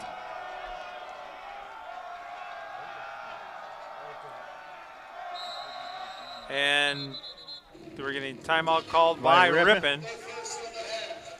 So obviously coaches didn't like something they saw. So we'll have to, I don't know. It looked like a perfect setup on both sides. Yeah. So I thought they were all set and ready to go, but yeah, apparently we saw wrong. Well, they wanted to have a little time to reconsider. If they're going to kick it, I mean, you got 2 choices: you kick it or you turn around and go for it. Yeah. Well, I mean, and watching Flores at halftime, this should be a no-brainer for the coaches. You know, watching him kick 43-yarders, you know, and I saw him kick a couple of shorter ones too, you know, but to know that you can make that you can legitimately, this is in your range. Yeah. So here we go. They'll set it up again. This is where you need that offensive line to not allow any surge by the defense. Yep. Because you're going to try to keep this a little bit lower.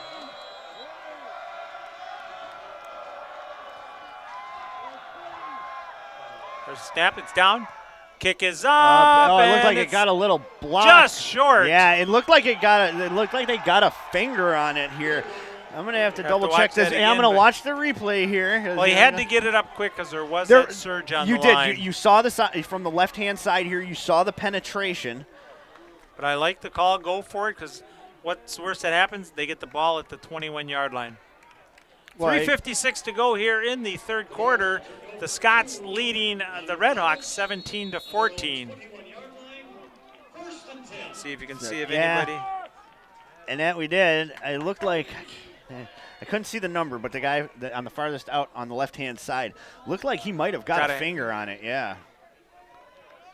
Well, it just fell short of the crossbar. Yeah. So Red Hawk defense called on once again to turn around and stop the Scots here as they take over 1st and 10 ball on the 21. Back to pass, looking. There's Smith on Boyer again. He just throws that one away as he was ready to get nailed. No, well, when you can feel a big guy like Dalen Smith, you know, barreling down on you, you know. He's a 6'2", 225-pound freshman from Arizona, so.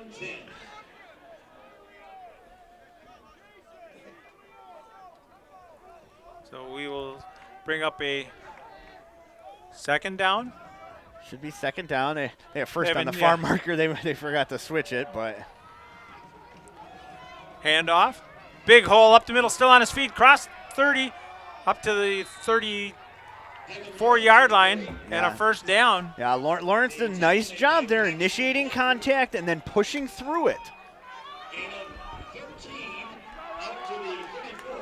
So a quick snap there. Yeah. Handoff off the right side this time. Pickup of about 3 yards. 2 yards they're going to give him. And so Smith and Murphy in on that one.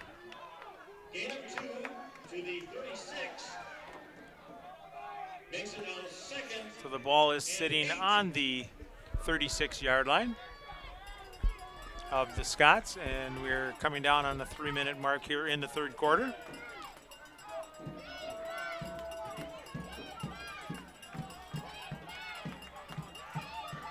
There's the handoff again up the middle. Finds that hole, still on his feet. Ball comes out, and Monmouth recovers. Yeah. Look like recovered there by number 20. That would be Dylan Bone. There was a sea of white jerseys. There I didn't was. see one red jersey out by that ball. No, not one. There's like 3 of them. So it'll bring up 3rd and 8.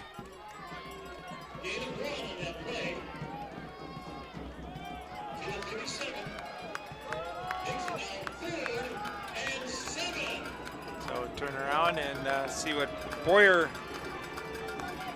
has in hand here with the Scots. He'll roll up in the pocket, looking deep, has a man open. And just through the hands of number 10 out there. Yorez, man, he was up there. He had some hops on that one, but you got to give props to number 22 there, Tyler Bear. We have a flag out there, which is in the area of holding. So if Ripon smart, they decline it. Don't give them another chance. Decline it, and let them bring out the punting unit.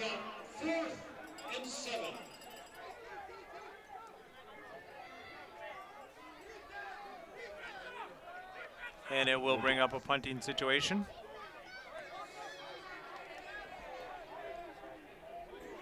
So everybody get the right personnel on the field here. Nope, they're moving it back. They're taking the penalty and moving it back. Okay. So the punting team will go off. See, I with Boyer's arm in that, I'm yeah, not you're real really keen on yeah, that. especially they're going Taking into the the penalty. wind now, so he's got some extra on it, as you saw there with Yeah. Juarez. Boyer really didn't have to throw it very hard to get it to go 40 yards. I would have forced him to punt it there as they were ready to concede it.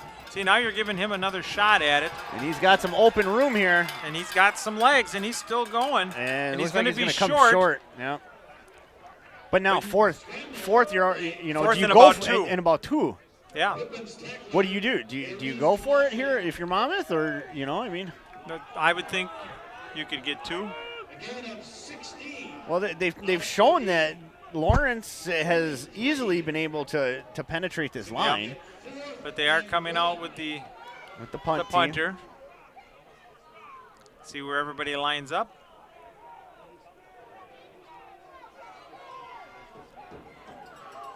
And they are set here. Watch the snap to the up man. So Addison Fletcher to punt. Does go back. He goes off with that rugby-style kick. And it takes a rip and bounce into the end zone, so a break there for the Redhawks at the 1:13 mark here in the third. Monmouth Scots leading the Ripon Redhawks 17-14. This is not where we expected this game to be. Well, score-wise. Well, score-wise, yeah. yes, but you've definitely seen Monmouth come out here in the second half and really kind of take charge. They have a little more energy, it seems like, for some reason. Must have had the better Gatorade at halftime. Is that how that works? It's first and 10. So Ripon takes over at the 25. Or no, they put it at the 20-yard line. Yeah. Cormac Madigan on the carry. Madigan with the carry there. Made by Anthony Williams. He'll pick up about 4 yards on that. Under a minute. Under a minute, yeah. Now second and 6. And the Redhawks content to let some clock run off here. Somebody better let them know they're trailing by 3. Yeah. Yeah, they're going to have to pick up the pace here. Yes, we got the whole fourth quarter still, but so does Monmouth. Yeah, exactly. So, but yeah, this Monmouth defense has definitely stepped up here in the second half. Siebert hands that off to Madigan. On his feet, he'll get about 4 yards, maybe 5 yards on that, and be a yard short. A yard short, it looks like, yeah. Gain of 5. And they won't have to run another play here in the third if they choose not to. Makes it now third and 1. As we, I think they're content with just running it down, catching a breather, and regrouping is what they really need to do. As we're under 10 here, and that is exactly what they're going to do, is letting the clock run out. So we'll come to an end here at the third quarter from Ripon, Wisconsin, with the Monmouth Fighting Scots leading the Ripon Redhawks 17-14. We'll be back with the fourth quarter in Midwest Conference TV and the Ripon channel in 1 minute.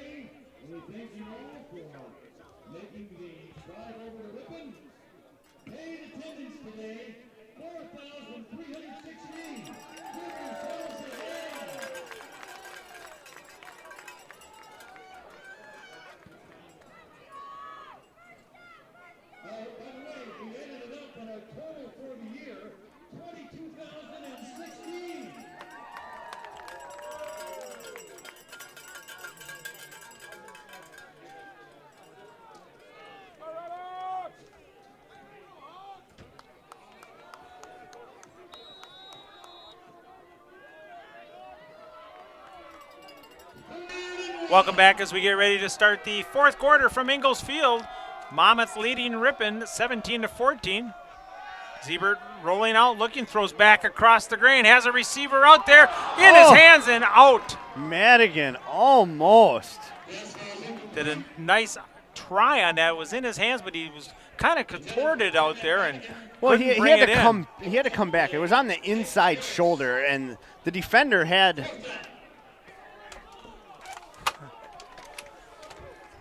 So Ripon getting Getting some linemen off there. You see number 77 there. Right.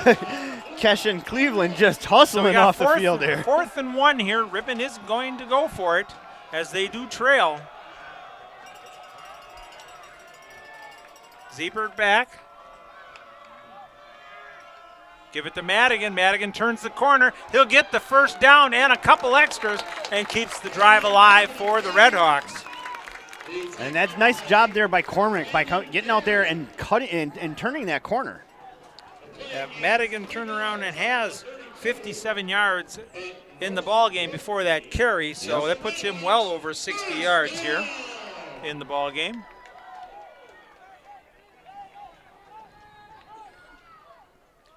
Oh, now we're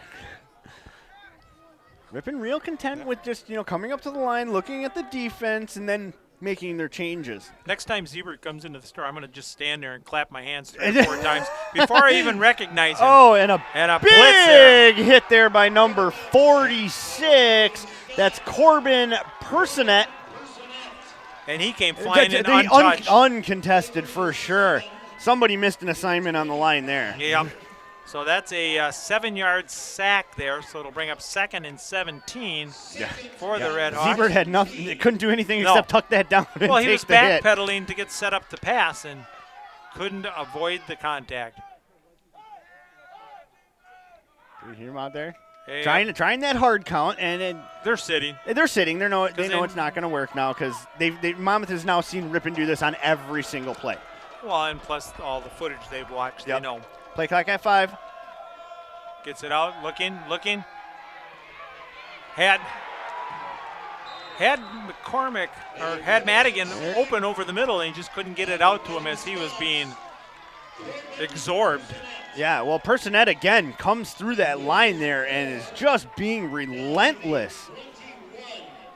So somebody's getting beat big time on that line, or he's jumping a gap somewhere.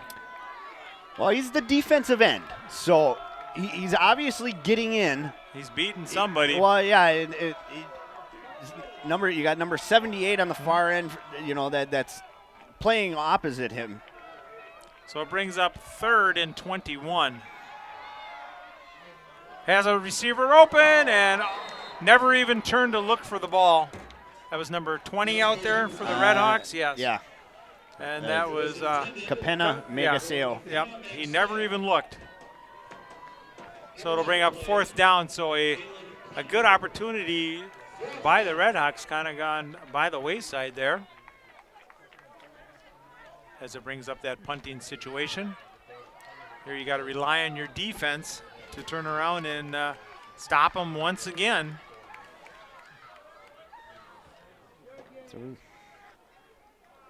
Graham back to receive it, and there's going to be some movement. Yeah. A beautiful punt there. As it almost hit the official. Yeah.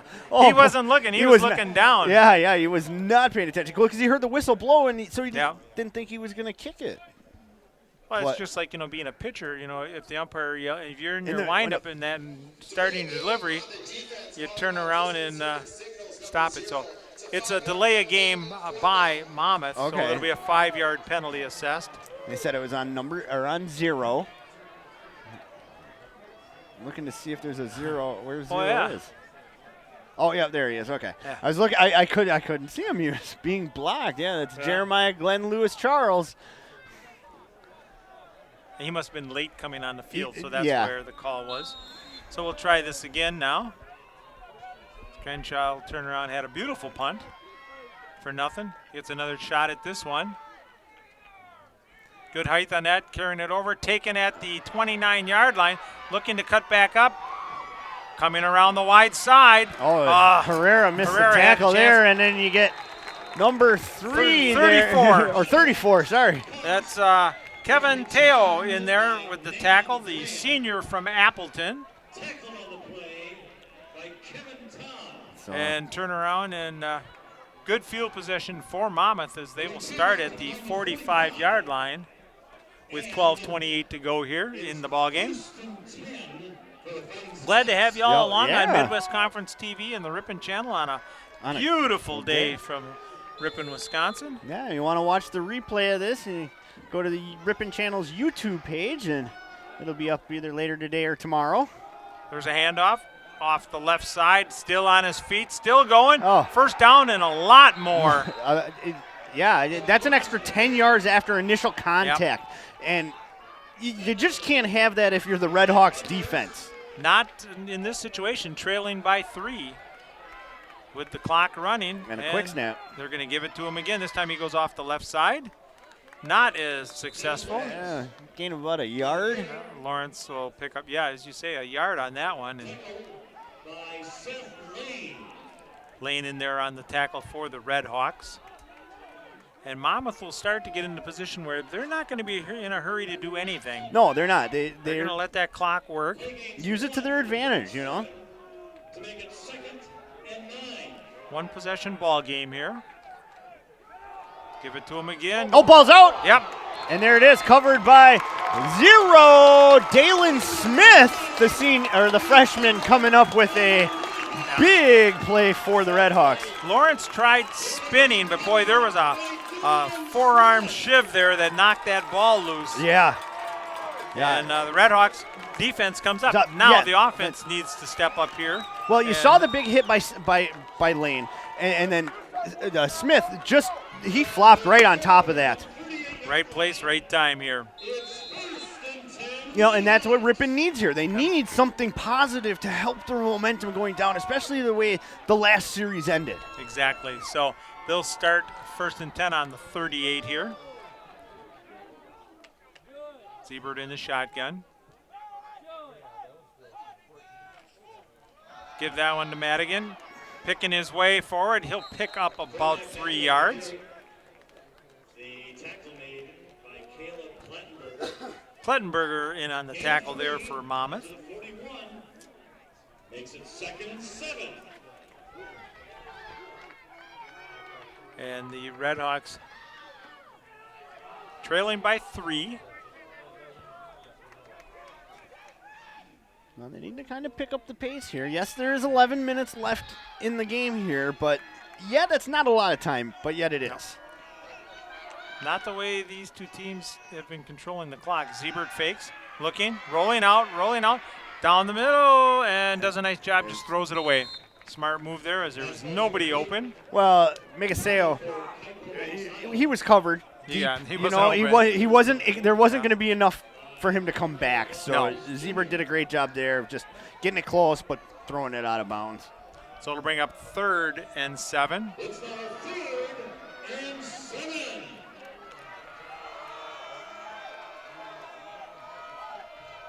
Empty backfield for Siebert.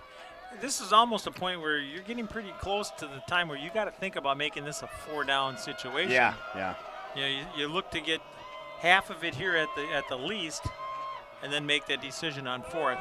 Then there's a flag. It's going to be a free play. A nice defense out there as you come around the side. Well, you saw Nick Harris knock that away. So Siebert did the right thing there. He saw that flag as he rolled to the near side. No, it was Took a shot. free play, and might as well take that shot. And it was a good shot, but just couldn't come down with it. So now with the 5 yards on the penalty, it'll make it 3rd and 2. And Madigan comes back in for the Red Hawks.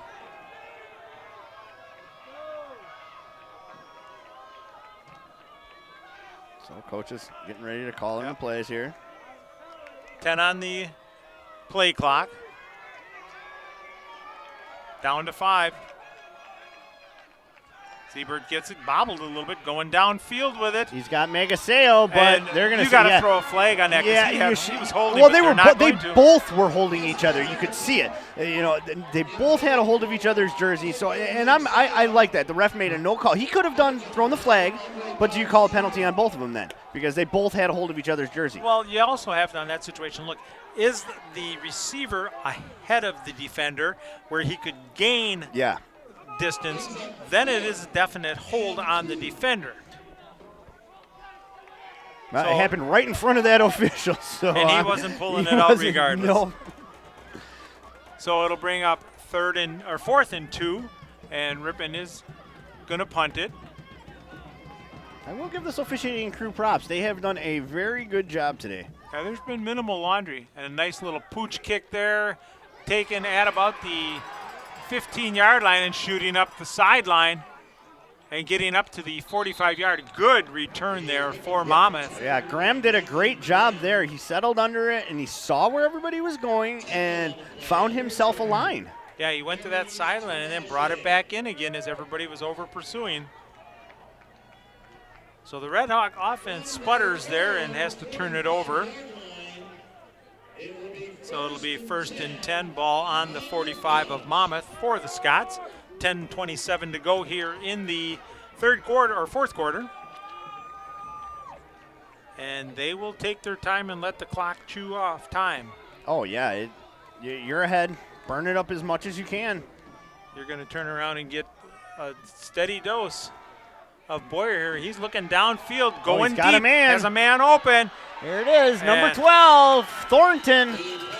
And he just blew right by Herrera. Oh, yeah. Herrera didn't have a chance. Very non-typical of Herrera on that right there. He is usually right there in the mix of that, and he knocks so much down, but he just got beat by about 2 steps there. And yeah, he just turned around, and that was a track star going at it. That it was. So the ball is on the 10-yard where it is 1st and goal for Monmouth. Nice job juking off the left side, still on his feet, fighting for that end zone. He's in for the touchdown. That's number 26, Devin Pinkard. And but the only thing you can say about that is they scored quick. Yeah. With 9:56 on the clock, but it makes it 23-14. Yeah. The extra point attempt to come here. So it makes it a two-possession game, yeah, for the Red Hawks, where they just went from having an opportunity to score and keep a drive alive, and unfortunately could not do that. So, like we said, this is a big game for Ripon. They are looking to still try and be in the hunt. Well, so is Monmouth. So that kick is up, and that kick is good, and it makes it 24-14 at the 9:56 mark here left in the ball game. And Monmouth has this momentum on their side, that is for sure.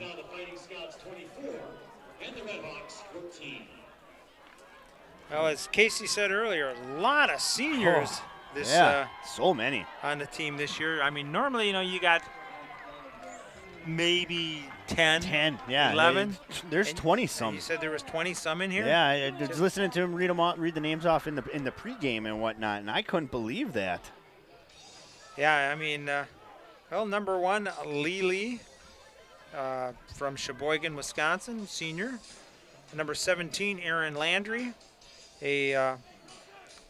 from South Deerfield, Massachusetts. And then, as we just said, Mr. Herrera here. He's from Denver, Colorado.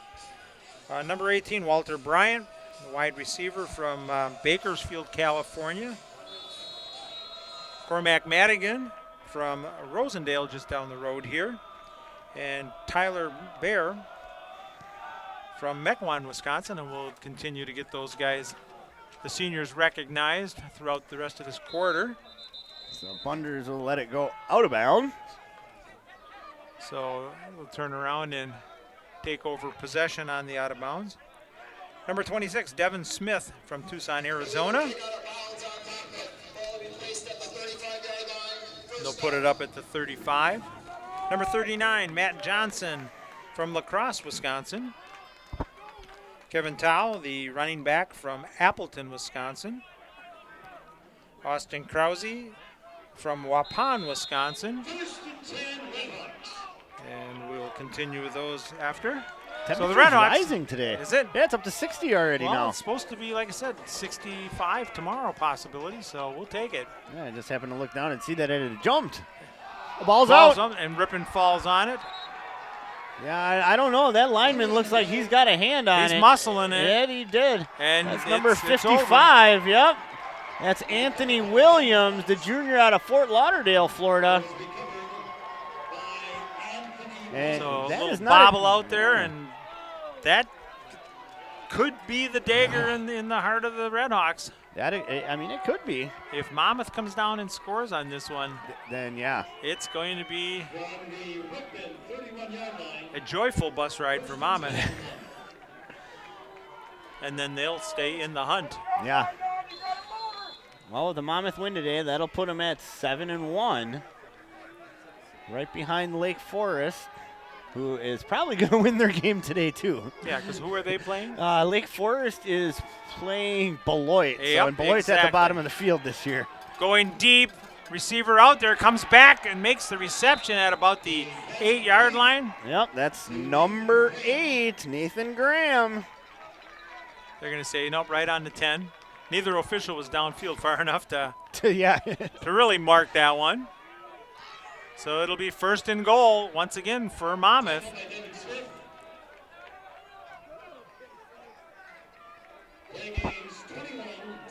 So Boyer at quarterback.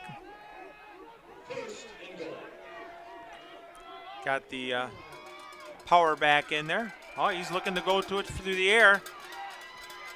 Oh, stiff arm, gets some distance down the line. Still on his feet, driving, goes out of bounds right around the 2 or 3 yard line. I think they're going to say the 4. I think they're going to say he stepped out. Yeah, they're going to give it to him at the 4. So a 6-yard gain there. Boyer trying to do it on his own on the ground. Yeah, he's like you said, he's trying to put the nail in the coffin right here. Red Hawk defense. Now's the time to shine if you're going to. Quick handoff, and that's just power driving down to about the 2-yard line. Yeah. Yeah. Lawrence is he's been their workhorse today. You know, I'm looking at his stats here. Not counting this carry that he just had, he's got 22 attempts for 88 yards. I mean, that is just. It's a phenomenal feat, you know. I mean, he has done so much work. And usually down in this area is where they brought Pinkard in. Yeah. A little more power there. Give it to Lawrence one more time. He kicks it outside, uses the speed, hops over, and waltzes into the end zone. And as I said, at the 8:16 mark, that could be the dagger for the Red Hawks. Well, Ripon's now down 30-14. Yeah, so you're down by 3.5 scores. Yep. You got to score twice and kick a field goal just to go ahead. Plus, on top of it, you have to stop this Monmouth offense that right now here in the fourth quarter is unstoppable. Yeah, they're doing what they want to do. That is for sure. They came out of the halftime discussion a totally different ball club. So, extra point attempt. That is up. That is good. And that is deep into the wind. Yeah, exactly. That'll make it 31-14. Monmouth leading Ripon. So it's a minimum of a 2-score game if you get your 2-point conversions. Right. So. And your defense has to stop it. And your defense, yes, definitely has to stop it. The first half defense for Ripon needs to come back out here in the second half. Yeah, because we don't know where they went at halftime. So let's continue on with some of these seniors so we get them all recognized. Number 35, Kramer Dofler from Westermeyer, Colorado. Number 44, Hunter Simmers from Martinez, California. Number 45, Brad Gill from Malone, Wisconsin. Number 53, Quincy DeLordo from Madison, Wisconsin. Number 47, LJ Asen from Fresno, California. Yeah, we had the ball fall off the tee. We're good. Oh, we're good yet. Okay. Number 57, Reese Schreckengrust from Fernville, Michigan. And Jack Kitterman from Monroe, California. Oh, a beautiful kick going deep. Taken at the 15-yard line up to the 20, to the 25. Had a hole, got through, and was brought down. Bunders did a nice job of settling under it. Now the Red Hawk defense or offense needs to step up. You got to do something on this possession, and it can't be a field goal. We got 8 minutes to do a lot of work here. Doable for sure. Yep. But you've got what's been a very tough defense out there for Monmouth here in the second half. Monmouth made the right corrections at halftime, and they have held Ripon scoreless here in the second half. And Cormac Madigan keeps it. He's in at quarterback. And he'll get back to the line of scrimmage, which will make it 2nd and 10.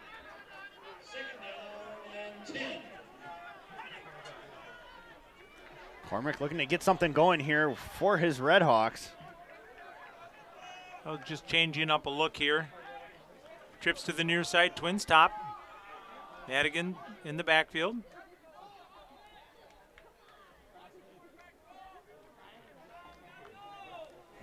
They're yelling on the other sideline. Watch the quarterback draw. Yeah, you can hear that all the way over here. Drops back, looking, passing over the middle, has a receiver, and it's intercepted out there. By who else but looked like Graham out there, as he's been everywhere on this field today. Yeah, he's been just a floater on defense and happening to be at the right spot at the right time on those plays out there for Monmouth. Yeah, there's not much you can do, and you can just see the wind is really falling out of the sails of this Red Hawk team. Not the typical team we've seen. Exactly. So give us some more seniors. Yeah, I was going to say, number 72, Kyle Yebenes from Page, Arizona. And we'll get a couple more in after this play.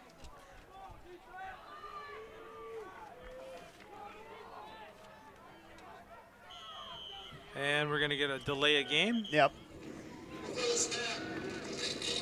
Nope. False start. All right. So that's number 16. That's on a quarterback. Well, number 74, Garrett Dodelern from Monroe, Michigan. Number 83, Brandon Fulbrick from Wausauga, Wisconsin. And we're ready to go here after the 5 yards marked off. Boyer looking back, dropping. All Gets day. a man out on the flat and hits his receiver. Yeah, there's Graham still going on his feet. Wow. Cutting back across. What moves this guy has? Wow. He just slipped out of like 3 tackles there. It's just. My old broadcasting partner Frank Bush would have called him a water bug out there, just scooting on the surface. Oh, man. Well, you saw him come to the near side. Then you saw him run towards the center. Then you saw him run up. And, wow. Big difference there.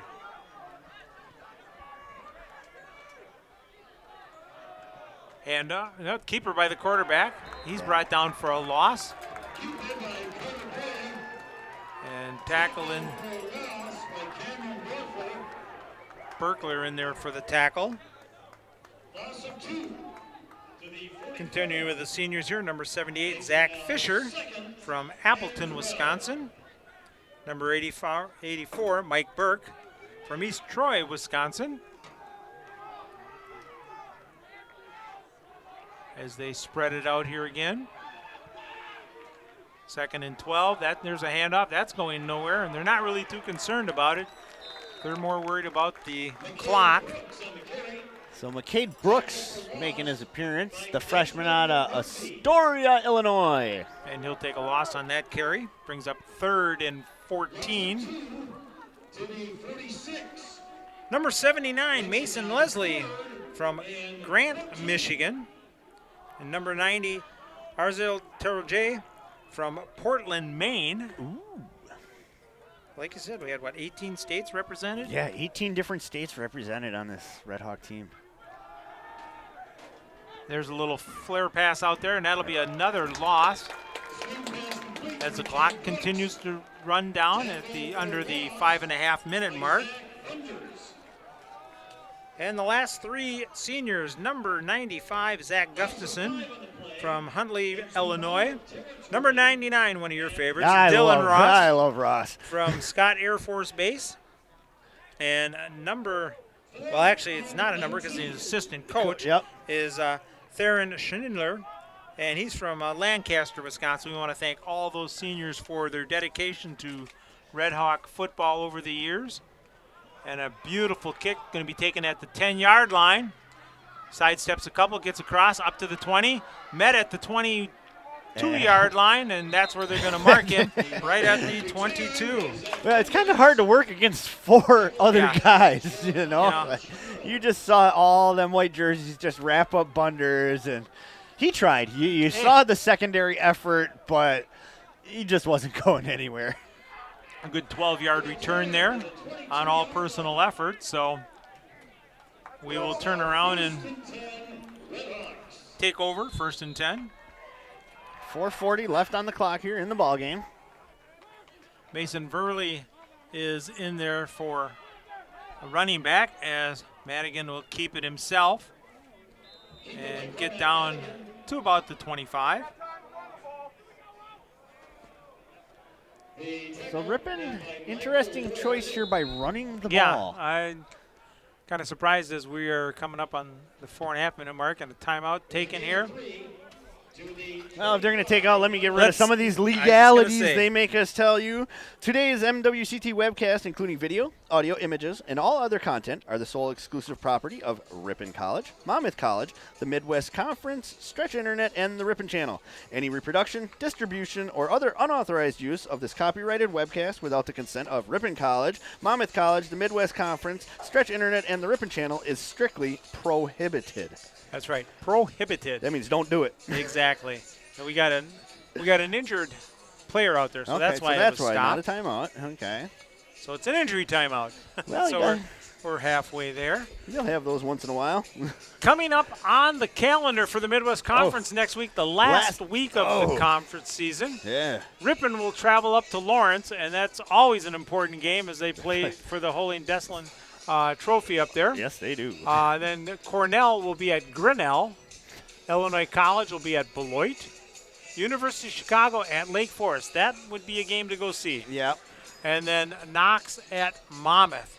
Everything's a noon start except for the Ripon-Lawrence game, which will be a 1 o'clock start. So check your Midwest Conference broadcast for the game that you want to watch. Yeah. I see that. Not too many noon games, though. I see that. There's I just saw that. 3 noon games. End of well, the you got to remember, tonight, turn your clocks back 1 hour. Yeah, I almost forgot about that. So that's part of the reason that they're moving to a noon start is because of the daylight situation. That makes a little bit of sense.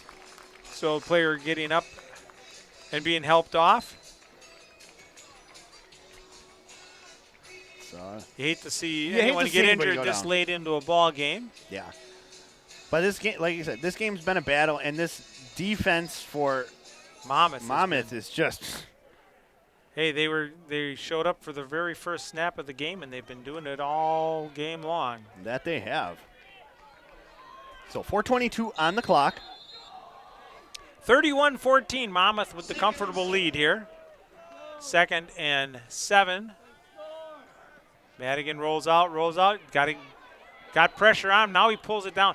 It's like they know he's going to run it, so they kind of ease up on that pressure. Well, Monmouth has already had the opportunity to watch Cormac, because he started as a freshman, played as a sophomore. Then they had the Rona year where nobody really got to do much of nothing. Right. And now we're here in the senior year, and, so they know what Cormac's capable of. Anybody who knows him saw him in high school, and he's a very well-rounded running quarterback.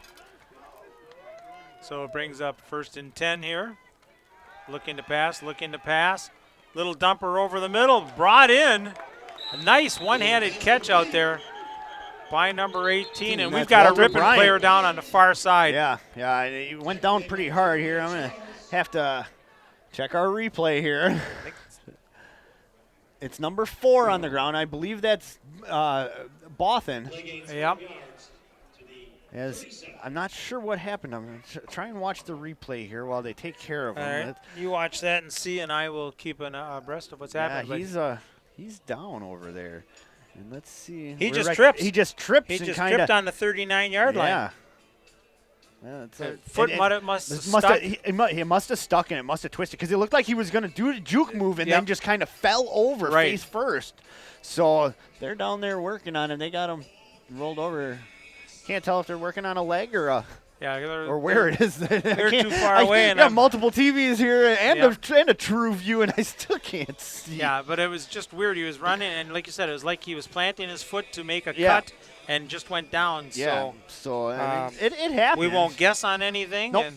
And, but you always hate to see guys like this go down. I mean, yeah, he's a sophomore, but you never know the type of injuries. Correct. So 3:30 left here in the ball game from Ripon, Wisconsin, on a beautiful fall day, and it's bonus weather for us all here, folks. We'll take that. We'll take for sure. And there's Boston.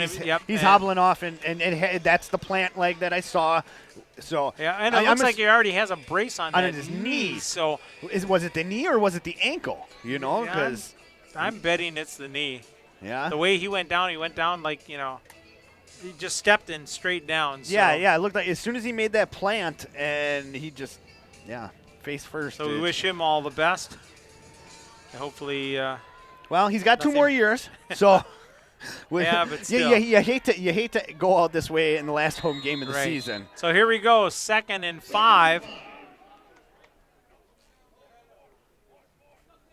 Had a jump there, nothing. Madigan looking, going up over the top, has a receiver open out there, and through the hands of number 20 out there. That's Capina Megseo. That's the younger brother of Capayo. So unable to bring that one in. Makes it 3rd and 5.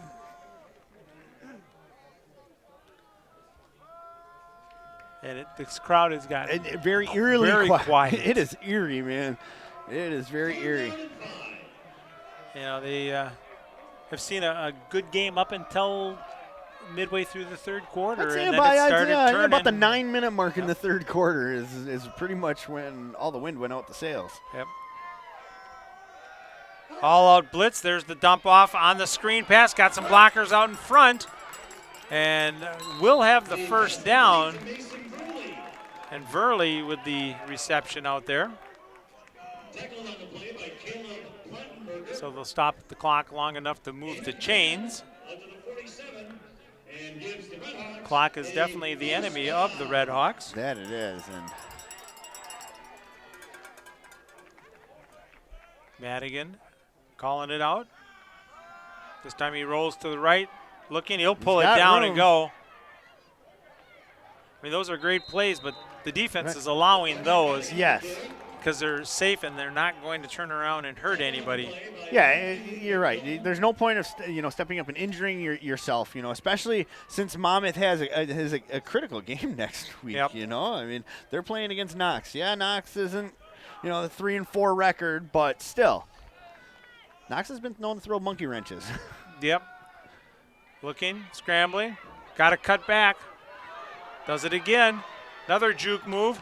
Still on his feet. Gets down to about the 35-yard line. Well, that'll be another first down. Yeah.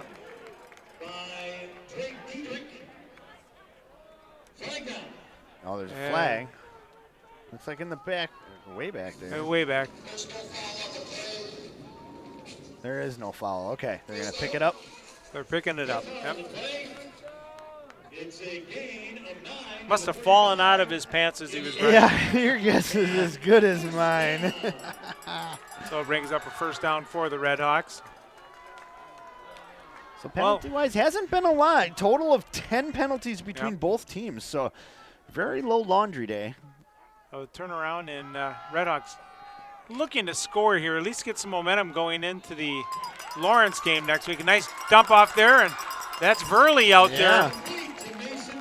And he'll pick up the first down and get out of bounds. Which is exactly what the Red Hawks needed. Time management on the clock. You got 1:46. You need at least 2 scores with the 2-point conversions. Yeah. But you can't use a lot of clock or it's all for nil. Yeah. Madigan will roll out, looking, nothing there. Cutting back to the right. There's nobody out there. He's going all the way to the end zone. And he's going to get it. And he's in. Well, looking to the left, cutting back to the right. Well, you got to give it. Number 78, Adam Sierra, stood there like he didn't know what was going on. And as soon as Madigan came around his side, he dropped his shoulder and knocked down the defender, which gave Cormac enough time to scoot around and get into the end zone there. So here they go. They got to go for 2, mathematically. And they are going for just the 1. They are? Okay. Which will make it a 10-point difference. I'd like to see them go for 2 here, but it's down. Kick is up. Kick is good. And it makes it a 10-point difference. Monmouth 31, Ripon 21 with 1:36 to go here. Well, now you know Monmouth is bringing out the hands team. Yep. And Ripon will be looking to turn around and trying the onside kick. Not sure about their success rate with the onside kick this year. That's a stat they never give me. Right. And Ripon only has 2 timeouts. So you gotta look to cover the onside here. Well, Ripon's going to have to make quick work here. They're going to have to recover the onside. They're going to have to get down there and score, and then they're going to have to recover a second onside in a minute and 36 seconds here. I mean, it's doable. Everything's possible. Everything, but I just don't see it really happening today. Yeah, if I was a betting man, I would not take those odds. I would, yeah. But so we will see what happens here. Overall, though, great day for football, though. This is exactly what I expected. I expected it to be a little closer. Monmouth did, kind of stun me by coming out here and in the second half and just almost doing what they wanted, blanking Ripon for all 13 and a half minutes. Yep. But you know what? This is what makes Division III football great. Yeah, exactly. You just can't expect anything. As you said, Monmouth with their hands team out there. And it's going to be out of bounds. Out of bounds, yep. So. And if I was Monmouth, I'd take the ball right there. Yep. So that's yep.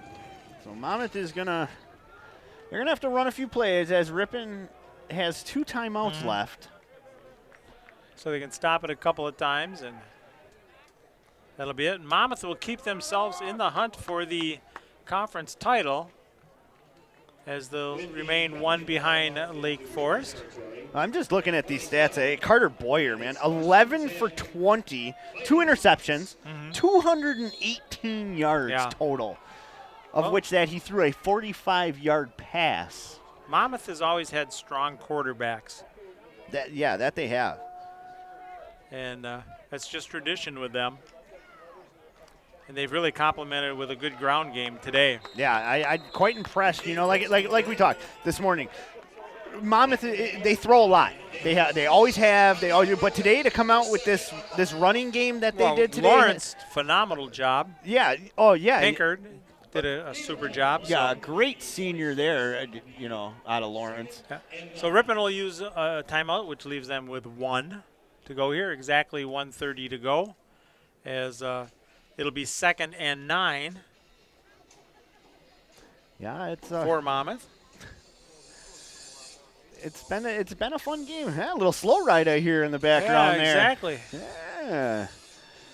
Not the typical playlist we're used to hearing from the PA announcers, but I like it. This is from back in my era. Yeah. So you're saying you're old. As old as you feel, right? Cut me in half and count the rings. We're coming out of a timeout here. Minute and a half left in the ball game. I want to turn around and thank everybody for tuning in on Midwest Conference TV and the Ripon channel, as this will be our last broadcast of the season for the football season, as it's our Ripon's last home game. And a handoff going around the left side and pick up a yard, and Ripon will take their last time out here. That they will. As 5 seconds will click off the clock. Next week, Ripon will travel up to Lawrence. Yeah, they will. For a 1 p.m. start. We might have to go to that game. Yeah, I might take a ride. I might take a ride down to Lake Forest. That could be a good game, too. That could be the game right there. But, Lawrence is a little closer. Yeah, I know. Monmouth, in turn, will turn around and have Knox come to them for the final game of the season. So, like I said, you cannot count Knox out for knocking Monmouth down. I mean, they always fight hard. Yeah, that they do, and they're a 500, just about a 500 team so far this year. So, anything can happen. That it can. But the big game on the calendar next week is going to be that University of Chicago and Lake Forest. Oh, that is gonna. And if I felt like driving that far. Handoff off the left side. We'll turn around and pick up about 3 yards, and it'll bring up 4th down. And the clock will run now as Ripon has no way to stop it. Yep. And they'll let it roll all the way down. Oh, yeah, I mean it will be well under a minute before they snap the ball,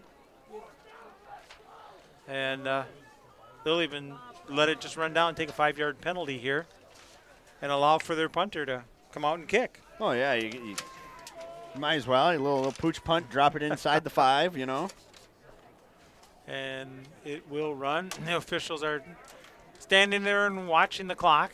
Yep. Well, and it'd be smart anyway for Lawrence to take the delay a game. Monmouth. Lawrence is next week. I know. We were just talking about we that. were just talking about it. But yeah, it'd be smart for them to take the penalty, move back 5 yards, give their punter a little extra room. So, yeah. I was just going to say. They let it run a little long. Put it on, Yeah. A couple extra there. But as I was saying, this is our last broadcast for the season. It's been great bringing you these games from Ripon.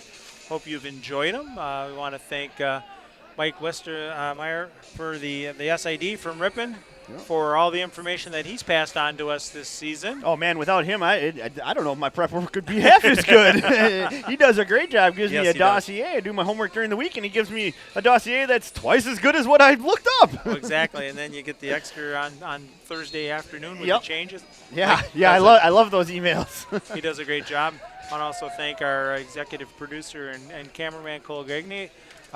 Without him, we couldn't do this. And I want to thank Casey Hansen, my son and my broadcasting partner here doing color. It's been an enjoyable season. That it has, I mean, sometimes the season aren't very fun, but this one this year, watching Zebert and the new offense here has just been phenomenal. Exactly, and a good punt, and that'll go out of bounds right around the. I say 7 or the 8? That's what I'm thinking, 7 or 8. He's going to about the 7.5. It looked he's backtracking. He doesn't know. He's looking for a football. He's pointing to the other guy. You turn around and decide where you want to put it. I'll go get the ball. Yeah. So they're going to say, at about the 8. Yeah. So this is where, as a coach, you put every senior you have on the roster that you can. Exactly. And I see a bunch of fresh jerseys down there. And, this is what you want for your last play. Let your seniors, and with 27 seconds on. You have to run a play. Because take a knee and call it a game. Nobody gets hurt. No, they're spreading them out. Looks like they're going to try. It's looking. Madigan's nowhere to go. There's pressure everywhere. And that is, unless they hurry, that's going to be the last play of the game. Well, 16, 15 seconds. They can place it. They can make one play here. And looks like they're gonna attempt to get a play in here as we're at 5 seconds on the clock here. Madigan's got 3.